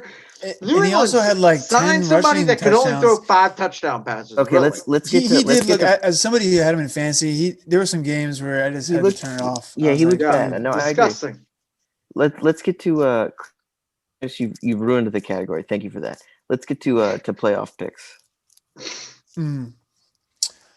Well, I've been so immersed in NBA, I haven't really had a chance Ooh, Tyrese to Halliburton. yeah, he looks good, but Pritchard looks, Yeah, boy, man. he looks like Hey, Yeah. a homeless man, Steve Nash, right now. But he Hey, and looks, I'll give Sam credit. Sam called it on draft night. he looks good. Did But I? let's take a I don't look at Yeah. these remember. games. Well, I mean, you're like, why? I think he's going to be really good. And Did I? I don't remember saying All that. right. But yeah, you're like, oh, he's going to be your favorite player, Chris. Well, well, I just have that's a not the feeling. same as being really good, to be clear. But yes. I'm looking But forward you- to this Buffalo You Colts said you game, liked honestly. him. You said you liked him. I don't know the Yeah. exact verbiage. Buffalo Indy game. What do you think of that game, Chris? Baltimore, Tennessee as well. So here's agree. who I I think that'll be a got. fun I game. It's gonna think be great. Buffalo should romp. If Buffalo doesn't win that game, that is See, I don't they think would they're have going to no romp. reason not to. I don't think they're going to romp at all. Destroy. You got Phillip Rivers I think you're underestimating Indy, man. in up in the cold in Buffalo. I don't see it. Well, Phillip Rivers in the cold. Cam, why I don't don't you think make Rivers your gets enough picks really credit. fast, and we'll go down the line. Make your picks for these games. I'm curious who you think is going to win. Yeah, straight up, not against the spread. Okay, so I think Buffalo will win. Then the next game is Rams, Titans. Hawks. Rams, Hawks. That's going to be a good one too. You can't bet against Russell Wilson in the playoffs, so that's going to be Seahawks. Why don't we go for each game? We all give our picks. Let's do that. Let's do like Sure. Okay. So go ahead, Sam, for the first game. So Kim said Buffalo. Sam, I think it's gonna be close. I'll take the Bills, but I think it's gonna be. I think the Colts cover. I think the Colts What's are going to the win. spread? What's the line on It's that? It's 6 right now. I think 6 Buffalo to Yeah. to Really? win. Wow. Yeah, I think the Colts are going to win. I think I keep betting against Josh Allen. I feel like he's got like kind of a self-destruct meltdown game in him still. Like he had a couple of them during the year. I but totally agree on this, Simmons. I totally agree on this. I think the Colts have a good enough defense where they're gonna give him some problems for sure. That's kind of how I see it. That would not shock me at all. I think a Colts win is more likely than a Bills blowout. I'll put it that way. But I'm taking the Bills close. For Rams Seattle, I'll go ahead and I'll go first this time. I think it's going to be Seattle because I think Goff's just, speaking of meltdowns, I think he's he's not going to play, is he? No, is he going to play this game? Not clear. He's got like a fractured hand. So anyways, I think no matter what happens, I think Seattle's going to win. And I would take the points as well. Okay. Kemp? I already picked mine. I said the Seahawks. And then we well, I mean, I was like the Seahawks. I mean, I'm taking Seahawks too. Yeah, Russell Wilson in the playoffs. Enough said. Kemp, what about Tampa Bay, Washington? Was that a? Did I hear that right? No, not at all. Chase Young. I don't want to sound too predictable here, but I think the Tampa Bay Buccaneers are gonna roll. I don't want to say that actually because but Washington's got a great front four. A hell of a defense. Yeah, I mean they can penetrate with the best. And this is in they Washington. love to penetrate, and. Which is interesting. And Tom Brady when you get pressure up the middle instead of up the side. The thing about Tom Brady is you get the ends coming from around. He can step into the pocket, and that's where he's his most deadly. But you get those guys coming up the gut, up the middle, and he starts to freak out, and he can't scramble, and he'll like throw the ball away really quick. And they've got I forget their guys, but Montez Sweat and Jonathan something. But anyways, they're really good. I'm clockwork oranging my eyes when you talk defense, about but Tom Brady. what? I'm trying to keep my eyes open. But keep going. You've got Washington. They've got a good defense. I don't think they have enough of an offense to yeah, that's the thing. Like, I really want to pick against the Bucks, and actually, just for the sake of it, I'm just gonna pick against the Bucks. I'm gonna say, you know what? Yeah, fuck them. Fuck the Bucks. Fuck them. I'm gonna say Washington's gonna win 17-10. Oh, I love it. God, that would be so good. It's gonna be I think it's gonna be a low scoring game. There could even be some bad weather, and I just think, Tom has experience playing in bad weather and everything. But I just think watching some of these Tampa Bay games, man, you just never know what you're gonna get. Like, you just never know. It's like unless they play a terrible team in December and Tom pads the stats. I think if they beat Washington, it could get ugly. It's in Washington. If they don't have to play the Saints, I think they've got a chance to go to the Super Bowl. Well, we'll see. They'll probably win. I told myself I wasn't going to pick them to go to the Super Bowl. Because I didn't want to give Bruce Arians the satisfaction. You didn't want to get hurt. I'm kind of leaning that way now. I'm kind of leaning that way. If Washington had a offense, a B+ quarterback option, I would be dying to pick them, but I can't. I just don't trust them. I like that defense, but I just cannot. And I don't trust Tampa Bay for a second to string consistent games together against good teams because they haven't shown they can. But I just can't. I cannot imagine, even if he plays like he's played in some games this year where he's been very shaky. I just can't see. The pressure is going to be on. Let me ask. All the pressure in the world is going to be on him. Simmons, don't get mad at me for saying this. Would they be better off playing the Heineke dude than Alex Smith? I actually think they might be better. I like Alex Smith, former Niner, he's had some amazing playoff moments. Underrated playoff moments. Like they'd be better off watching them the last few weeks. They'd be better off going like direct snap. Thomas, McKissick, and Gibson. They should just put Thomas in, former quarterback. Yeah, former quarterback. That's true. I didn't put even him in think there. about that. He's like 6'9". So I'll take the Bucks. What about let's go to Sunday? Logan Thomas when he was playing for the Cardinals? Yeah, he played quarterback some, didn't he? It was so bad. It was awful. For this Baltimore Tennessee game, I am so intrigued by this game. I cannot wait to watch it. I think this is easily the best game of the weekend. Yeah, it's got a 55-point over/under. Right now, Baltimore is favored by 3. I'm gonna go this is a little bit with my heart. I'm gonna go with Tennessee. I think Tennessee had their number last year, and I think I really just if Tennessee can, like, what are the chances of Tennessee going up by 2 touchdowns in the beginning of the game? Like, what is it, like 50%? Like, if they go up by 2 touchdowns, I don't think the Ravens going to win. I mean, Lamar has not shown ability to come back from two touchdown deficit, or even, a 10-point deficit. He has trouble. He can do it, but I think it's not how their offense functions. If I was a Ravens fan and Tennessee scores first, and then there's a 3-and-out by the Ravens, and the Tennessee gets the ball back again, I would be shitting myself, because I just don't think – I don't know. I just don't trust Lamar in the playoffs yet. He has to prove himself. They could crush the Titans, because the Titans defense sucks, and that's supposed to be what Vrabel's good at.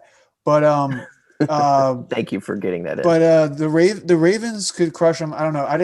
I feel it in my plums that the Titans are going to win.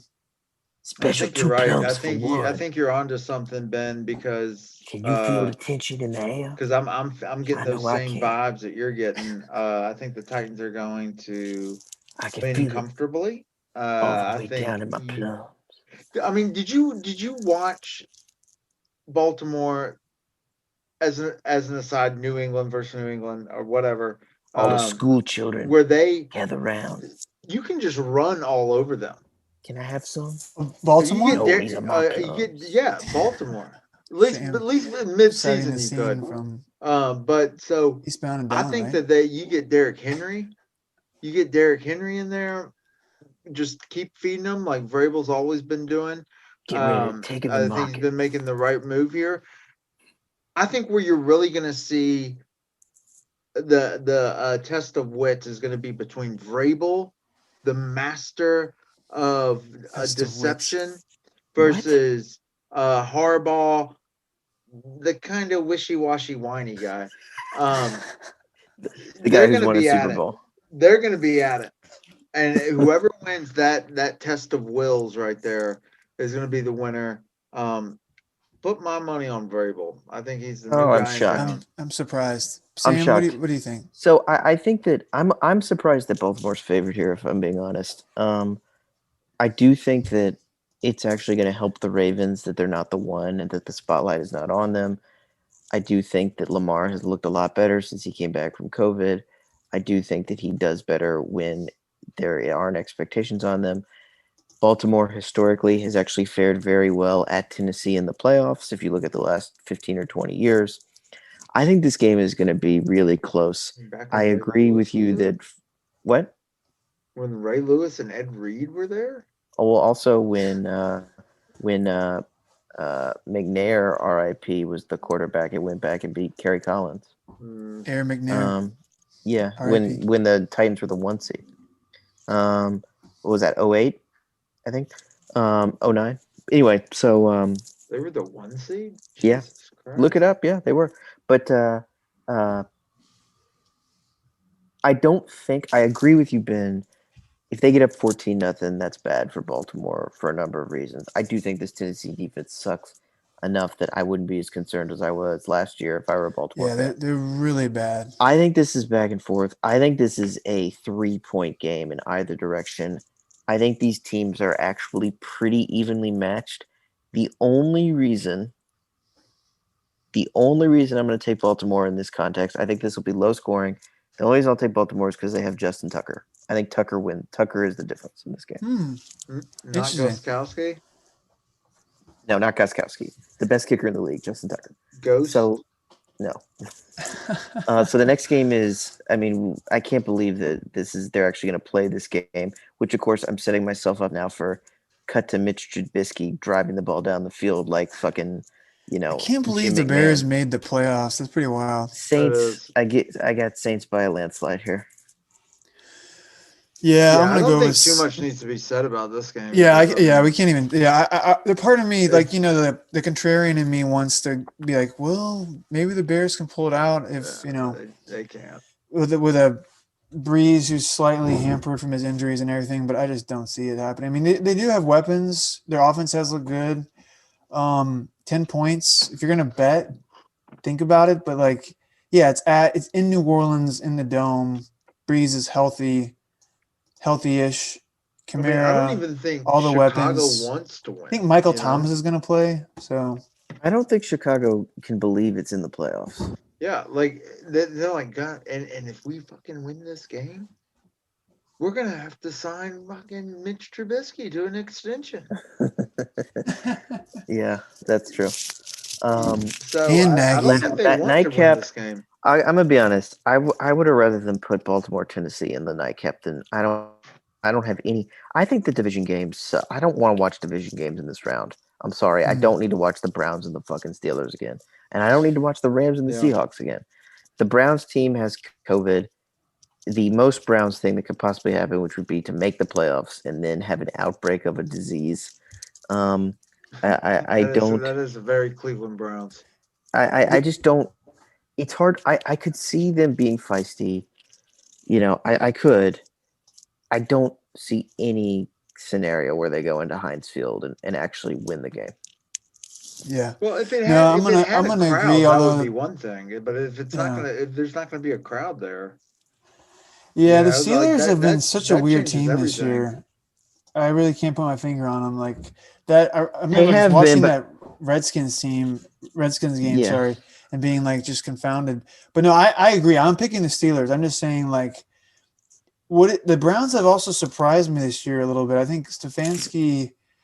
I don't know. I love Yeah, his. no, they have. I like his play calling, But- and Baker's look different without Odell. All I'm saying is it wouldn't. I'm going to pick the Steelers, but it would not surprise me if the Browns like crushed them in the run game, and Baker made like one or two plays, and also threw like a couple interceptions, but they ended up winning by like a touchdown or 3 points. It wouldn't surprise me. So I completely agree with both of you that the Steelers are vulnerable.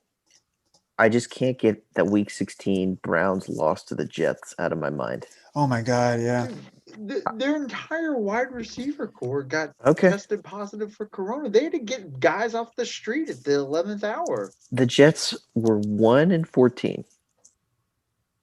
They were better than 1-14, and I stick Oh my to that. God. Dude, Oh, God.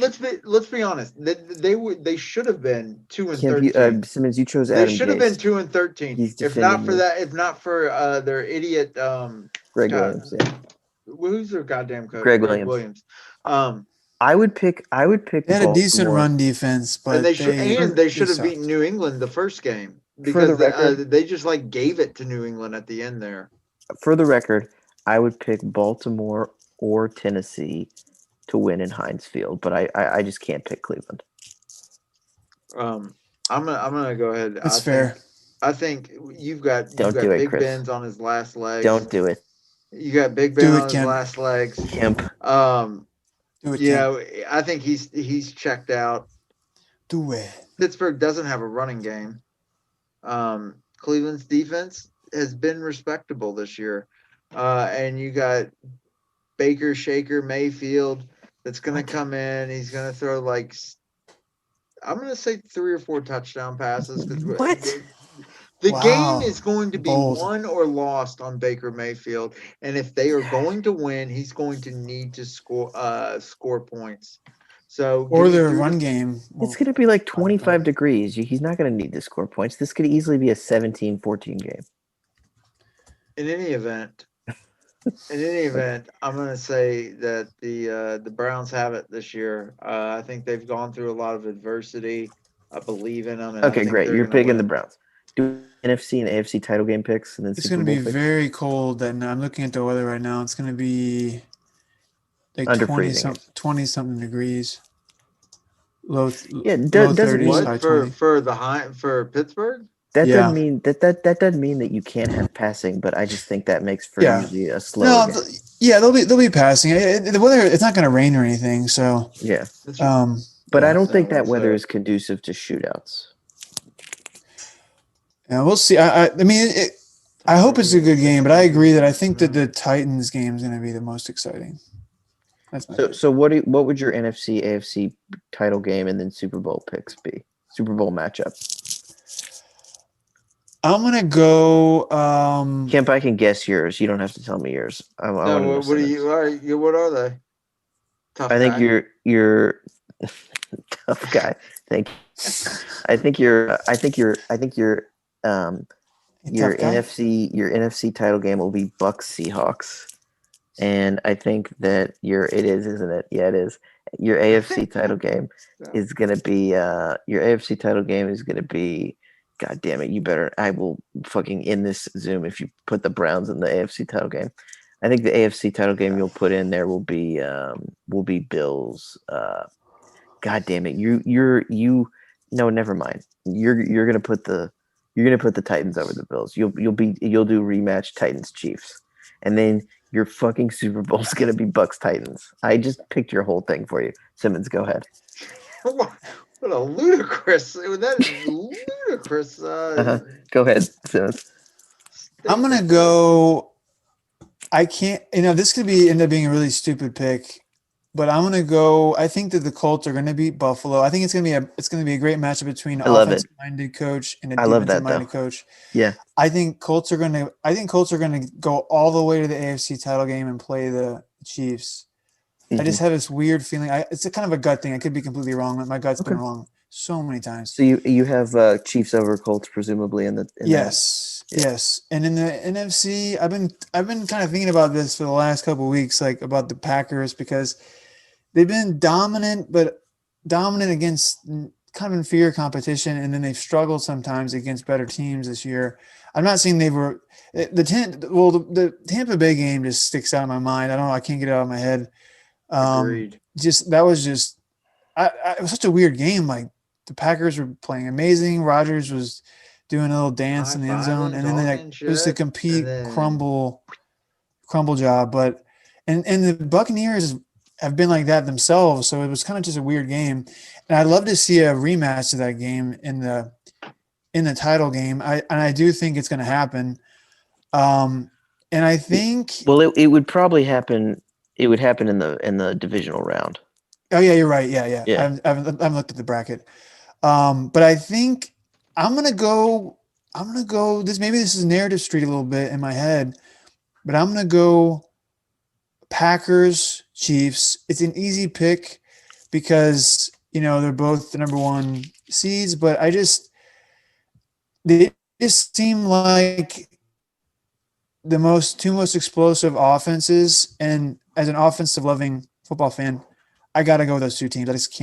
I can't not do that. But it would not surprise me if the Colts or I would love to see Buffalo. Maybe the tournament doesn't allow this either, but I would love to see that Buffalo KC matchup as well. That'd be fun to see. No, yeah. I mean, if they both win their home games, then they'll be there. So you got Chiefs Packers. Kemp, did I pick your matchup? you didn't actually. And I'm trying to do in my head so Bucks win and they would play Packers. Which I would love to watch Brady go into Lambeau. I think they would win that. I can't believe that you think that. I'm gonna look at the Lambeau weather coming up. Dude, Brady had Aaron Rodgers' number down in Tampa. Okay. He's a cold weather extraordinaire. It's true. He does have cold weather experience. Lambeau, especially without a crowd, is not. To going be fair, make Aaron Rodgers is also pretty good in cold weather. To be fair. Well, it'd be a hell of a. But did you see how he played in the 85 degree weather? Yes, I did. Thank you. But so I mean, I think Tom Brady. I think that was going to be a hell of a game, a real statement game for Tom. And then who would they play? The Saints? Would it be the Saints? Well, the Saints would play the Seahawks, according to you. Probably the Saints would win that, and then I wouldn't like. So I'd have the Saints on okay from the NFC. I can't believe I like the Colts so much. I hate Philip Rivers. I don't know why I like the Colts so much. See, there's something about Philip Rivers that I actually trust in the playoffs. I expect him to bring it in the playoffs. The Jacoby Brissett, Philip Rivers maybe I shouldn't, hybrid. But I weirdly trust him just as much, if not more, than Josh Allen. I mean, I just feel like Josh Allen has a total beating meltdown in him Kansas still. City. So you think Chiefs over Saints? As much as I want to say that Vrabel can beat Mahomes or but with Tannehill and their defense just is, oh God, it's disgusting to watch. If I were a fan of theirs, I'd be ripping my hair out trying to call it by its proper name, Mike Vrabel's defense. It's not a good defense, but Mike Vrabel has been doing so much with the offense. Okay, good Lord. Jesus Christ.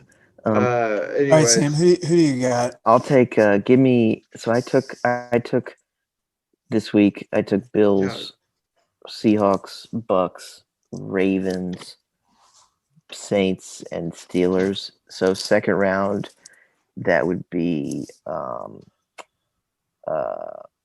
Bucks, Packers. actually do think that game is going to be close. I do think Brady is going to bring it, and I do think that that will be a back and forth. But ultimately, I don't losing that game in Lambeau. So I'll With take the Packers Antonio over the Brown, Bucks. though, with Antonio Brown. Great, terrific. I'll take the Packers.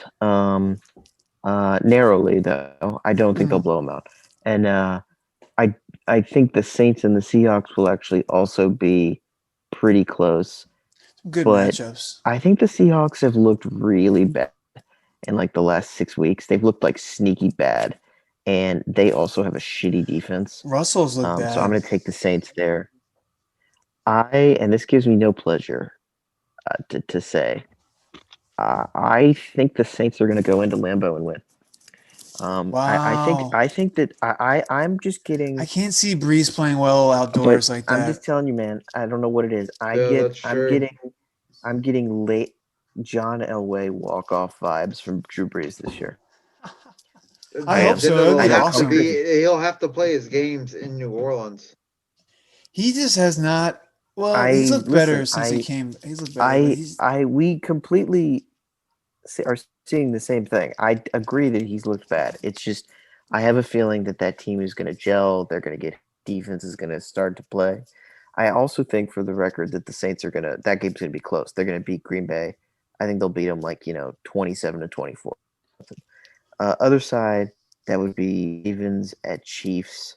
I'll take the Chiefs, though I don't think the Ravens. I think the Ravens will acquit themselves well. I think that'll be quick. That would happen. Game. So if the Bucks beat the Packers, then they would be playing probably the Saints in the Superdome, and I think they would crush the Buccaneers. Yeah, they could. I agree, but actually, I think the Bucks will lose either game there. I think the Bucks. I don't think Brady and that team would beat Wilson or the Saints. So I'm saying you want to cheer for Brady if you want to see Drew Brees have that walk-off moment. You want to cheer for Tom Brady. I don't want to cheer for anything. I'm just predicting the games. So I'll take Chiefs over Ravens, and I'll take Bills. I actually think the Bills beat the shit out of. I think they'll be real close to the Colts. Then I think they'll beat the hell out of the Steelers. But then I think there's going to be a bunch of talk. I've already heard it on fucking Bill Simmons' podcast where he's been like, Josh Allen's going to beat Patrick Mahomes.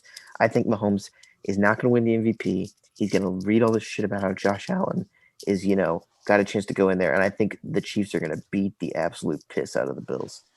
Yeah. I think the Chiefs haven't even hit like their next level yet. I think that game's going to be like 48-17. And then I know what I'm doing here because what I mean is I'm aware of what I'm doing here and how stupid it could look. I feel like the Saints are gonna find a way to beat the Chiefs, and I got Saints over Chiefs.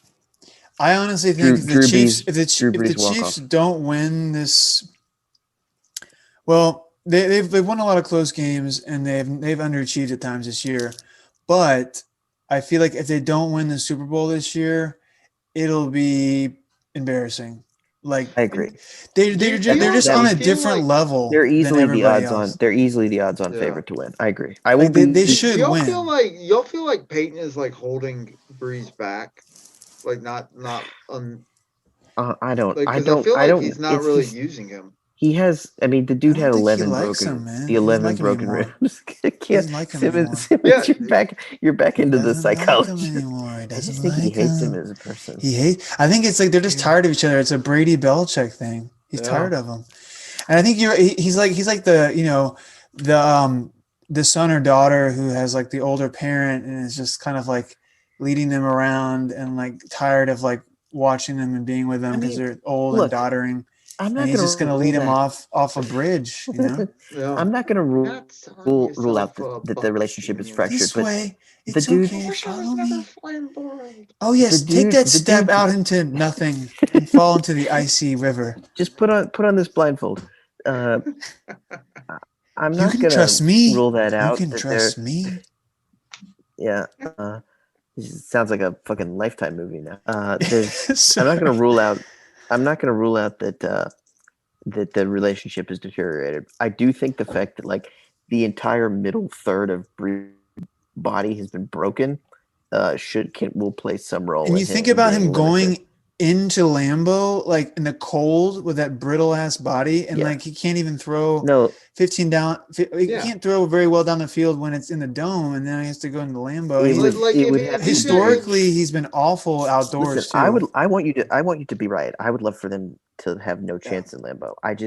There's a feeling I have that But you don't Hey, cheer for you gotta teams. trust You your don't gut. cheer for teams. You gotta trust your. I feel you. You You gotta just cheer trust your for gut. outcomes or whatever your what? silly. You're like, I don't cheer for teams. I What are don't you cheer what are for you talking teams, about? Chris. You just said that like 10 minutes ago.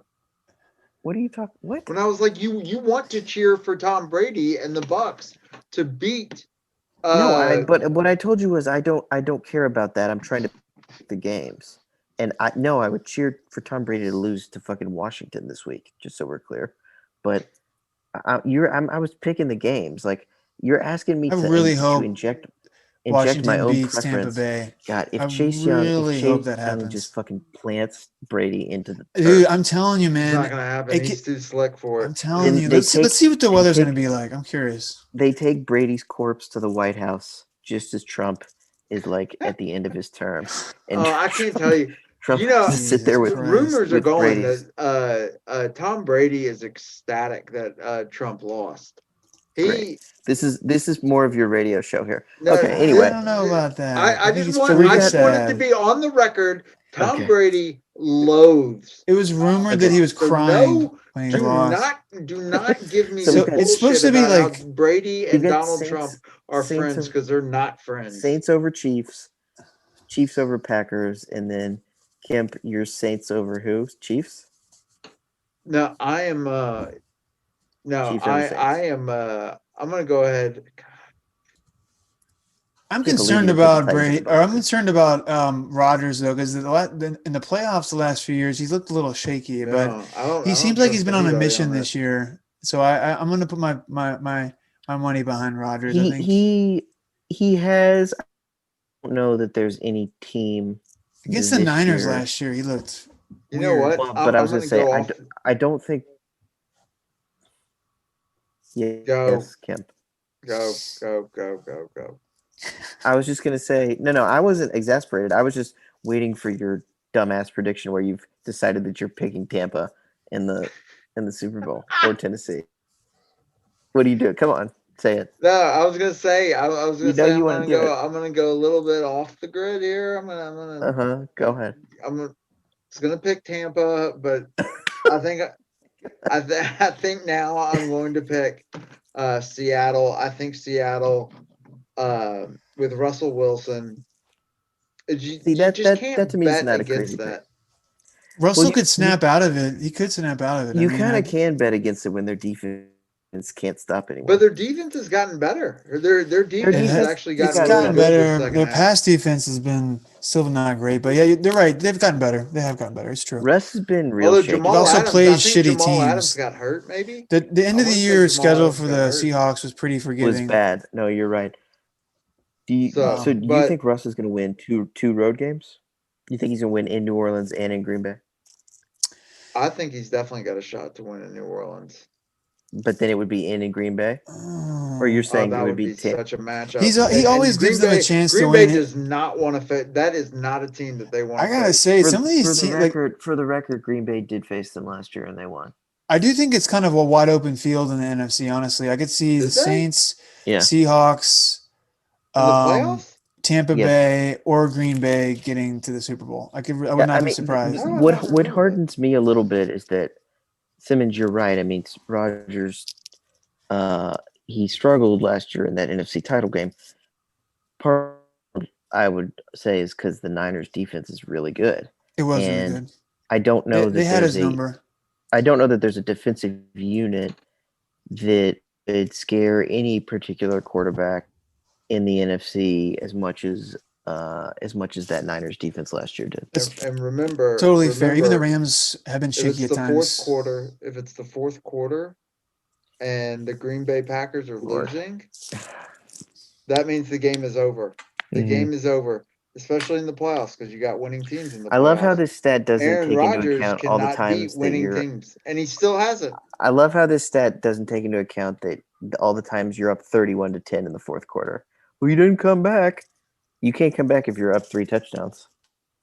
No, it's just a matter of fact that if he's down at the start of the fourth quarter to a team with a winning record, his record last I checked was 1-43. Okay. I'll be sure and cross him off if the game is, fourth quarter 20, and he's 21 losing. to if it's 21-20. And I'm Turn excited it to off. see what Turn it happens. off. If it's 21-20, they're losing. Turn off the Start of the TV. fourth quarter, it's gone. Game over. He's not coming That's back. all, folks. Yeah, guys, It's the over. game's over. Sam, there's 13 minutes left. No, guys, no, it's over. Fellas, I think I'm gonna sign off. I know it's earliest here, but I got a lot of shit I gotta do in the morning. Yeah, you've had a long day today, man. I know it's like It's so fucking late. midnight 30 there. Giving you a two-handed salute. Kemp, you lead a night owl existence. I don't know how you do I it. need to get. Trust me. Did you not see me like yawning? Dude, I know, man. I saw you perk up and start. Take some of the CBN pills. Perk up to say my spiel, and then I go back. I saw you perk up. You wake up. It's my turn. Pretty noticeably when Brady came up with Tampa. Dude, I hope we get like an epic. Are we talking about Tampa? Tampa? I think no matter how we cut it, we're gonna have matchups between Rodgers, Russell, Breeze, or Brady. That's incredible. I mean, that's like in the NFC title game. Most likely, it's going to be those guys going against each other. Two of those guys. What else could you ask for? I mean, that's like. Well, you could ask for Josh Wolford against Mitch Trubisky. Dude, if that happens, what are the odds of that happening? I bet you could bet that in Vegas. Joe Buck would be he would just be openly angry that he'd even have to be there. The announcing robot. Actually, he's kind of funny. I've warmed on him a little bit this year. Yeah, Joe Buck's not bad. He's got a weird sense of humor. It's kind of funny. Yeah, he's actually a funny guy. I actually think he's pretty entertaining. I don't like him on football games though. There's just something about him. Why? Over the middle, Eli. God, a little bit of a monotone. Yeah, Joe. You really look there, and Eli Manning. That's Troy. Yeah, it was like a Hail Mary to win the game, and Joe Buck's like, touchdown. The Packers go up by 3. Really can't say enough he's about got like this. a Pat Summerall vibe to him. I like Pat Summerall. I like him. I'm just giving him a hard time. He listens to the pod. Pat Summerall's a legend, but I wouldn't say that I loved listening to him. Yeah, I didn't like listening to him either. It was all about Madden. Look at that ball and its sweaty area and the crotch. Look at the way he hikes the ball. The jungle down there. Madden would just unzip his pants when he would start talking about Favre. Oh my God, he loved him. Fucking love that guy. Has anybody seen Madden? Like the person? I think he's getting really old. What's he doing these days? Madden the person. Yeah. Madden the movie. Motherfucker. No, yeah. I think he's just probably laying low, which, you know what? Like how do you think if I had that good? much money, that's probably what I'd be doing. Like, you think he's in good health? I hope so. He is an extremely large and very overweight man, but I hope he is in good health now. Not his personal physician. Yeah, and he would eat turduckens every day, every Thanksgiving. he probably is like, that old Chicago Bears fans sketch with Chris Farley with the sausage and the lining of his heart or whatever. Got these Italian sausage. I could see John Madden at that table, sitting down with those guys, eating up. Makes about a baker's dozen for me. All right, y'all. I'm gonna sign off. But all right, man. It was a fantastic time. Whenever this records, this might be our longest pod of all time. We were making such good time, and then we just fucking eat. Oh, this is for the true blue fans, though. They're gonna love this. This is as long as the Oscar ceremony. To be fair. Oh, you can put this on in the morning and get through a bunch of work, and then you can still be going during lunch. Do you want to say your goodbye like at the end of the award show? Thanks for watching and listening to the Gaudies, the second annual Gaudies. And Casey Kasem is joining. take off your pants and take out your cock and balls and wank yourself into the night. Thanks for. It's glad to see you on the Gaudies, and we'll see you next year. Oh, thanks for watching, you son of a bitch. Do it. Can you do a Breen? You kind of did a Breen. Bang. I can't really. I can just say bang, and it's not. How does he do it? I can't yell that loud. I'm gonna burst my vocal cords. Bang, bang. He did one the other night. It made me double bang. I was in my chair and I was like, whoa. It was out of nowhere. He should just one time he should do it in the first quarter. Just throw one out in the first quarter. Well, when Steph hit that 40-foot shot against Oklahoma City, you remember that regular season shot on the road against when they still had Durant and Westbrook, and he did the double bang, bang, bang, and I was like, wow, this guy went to 2 bangs. He works himself into a frenzy, and it's glorious. Mm-hmm. And do you think he sits in the mirror and just does that though? Do you think he goes bang in his hotel room, bang? Yeah, I think he does. And he was actually, Mike, that's not right. Bang. He was calling the game with Peyton Pritchard put that offensive rebound layup the other night, and he went a little crazy for that. What are his? It's like that's good. Boys. Marcus Smart puts it up. Pissed off at the end of that game. Puts it in. Puts it in. That's good. What else did he say? He kind of he'll do this thing where he's doing a call, and then he'll say something and then he'll take it up a notch, and he has this level of tension and in his voice, and he's and then he puts in another shot, he's I know he keeps layering, and it keeps getting more tense. He starts out really dude, he's really good, slow delivery, and then he's oh man, he's so good. I'm such a fanboy. I'm a Mike Breen fanboy. Puts it up, puts it in. Man.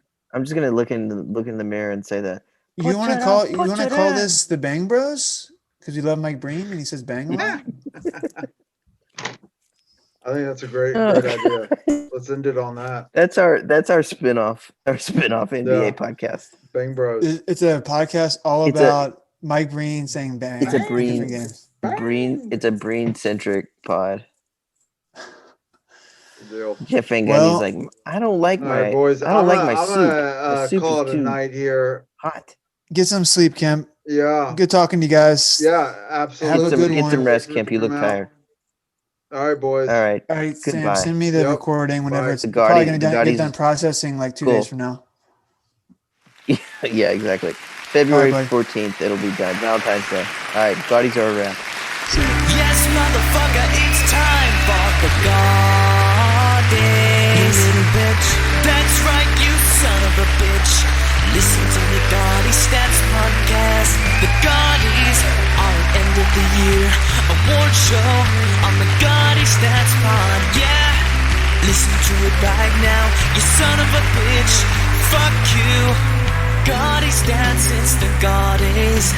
Gaudy Stats, it's the motherfucking Gaudy Stats, stats all the time. You better like them, louder stats here now. Yeah, motherfucker. Yeah. Fuck you. Yeah. Motherfucker, eat a dick. Oh yeah.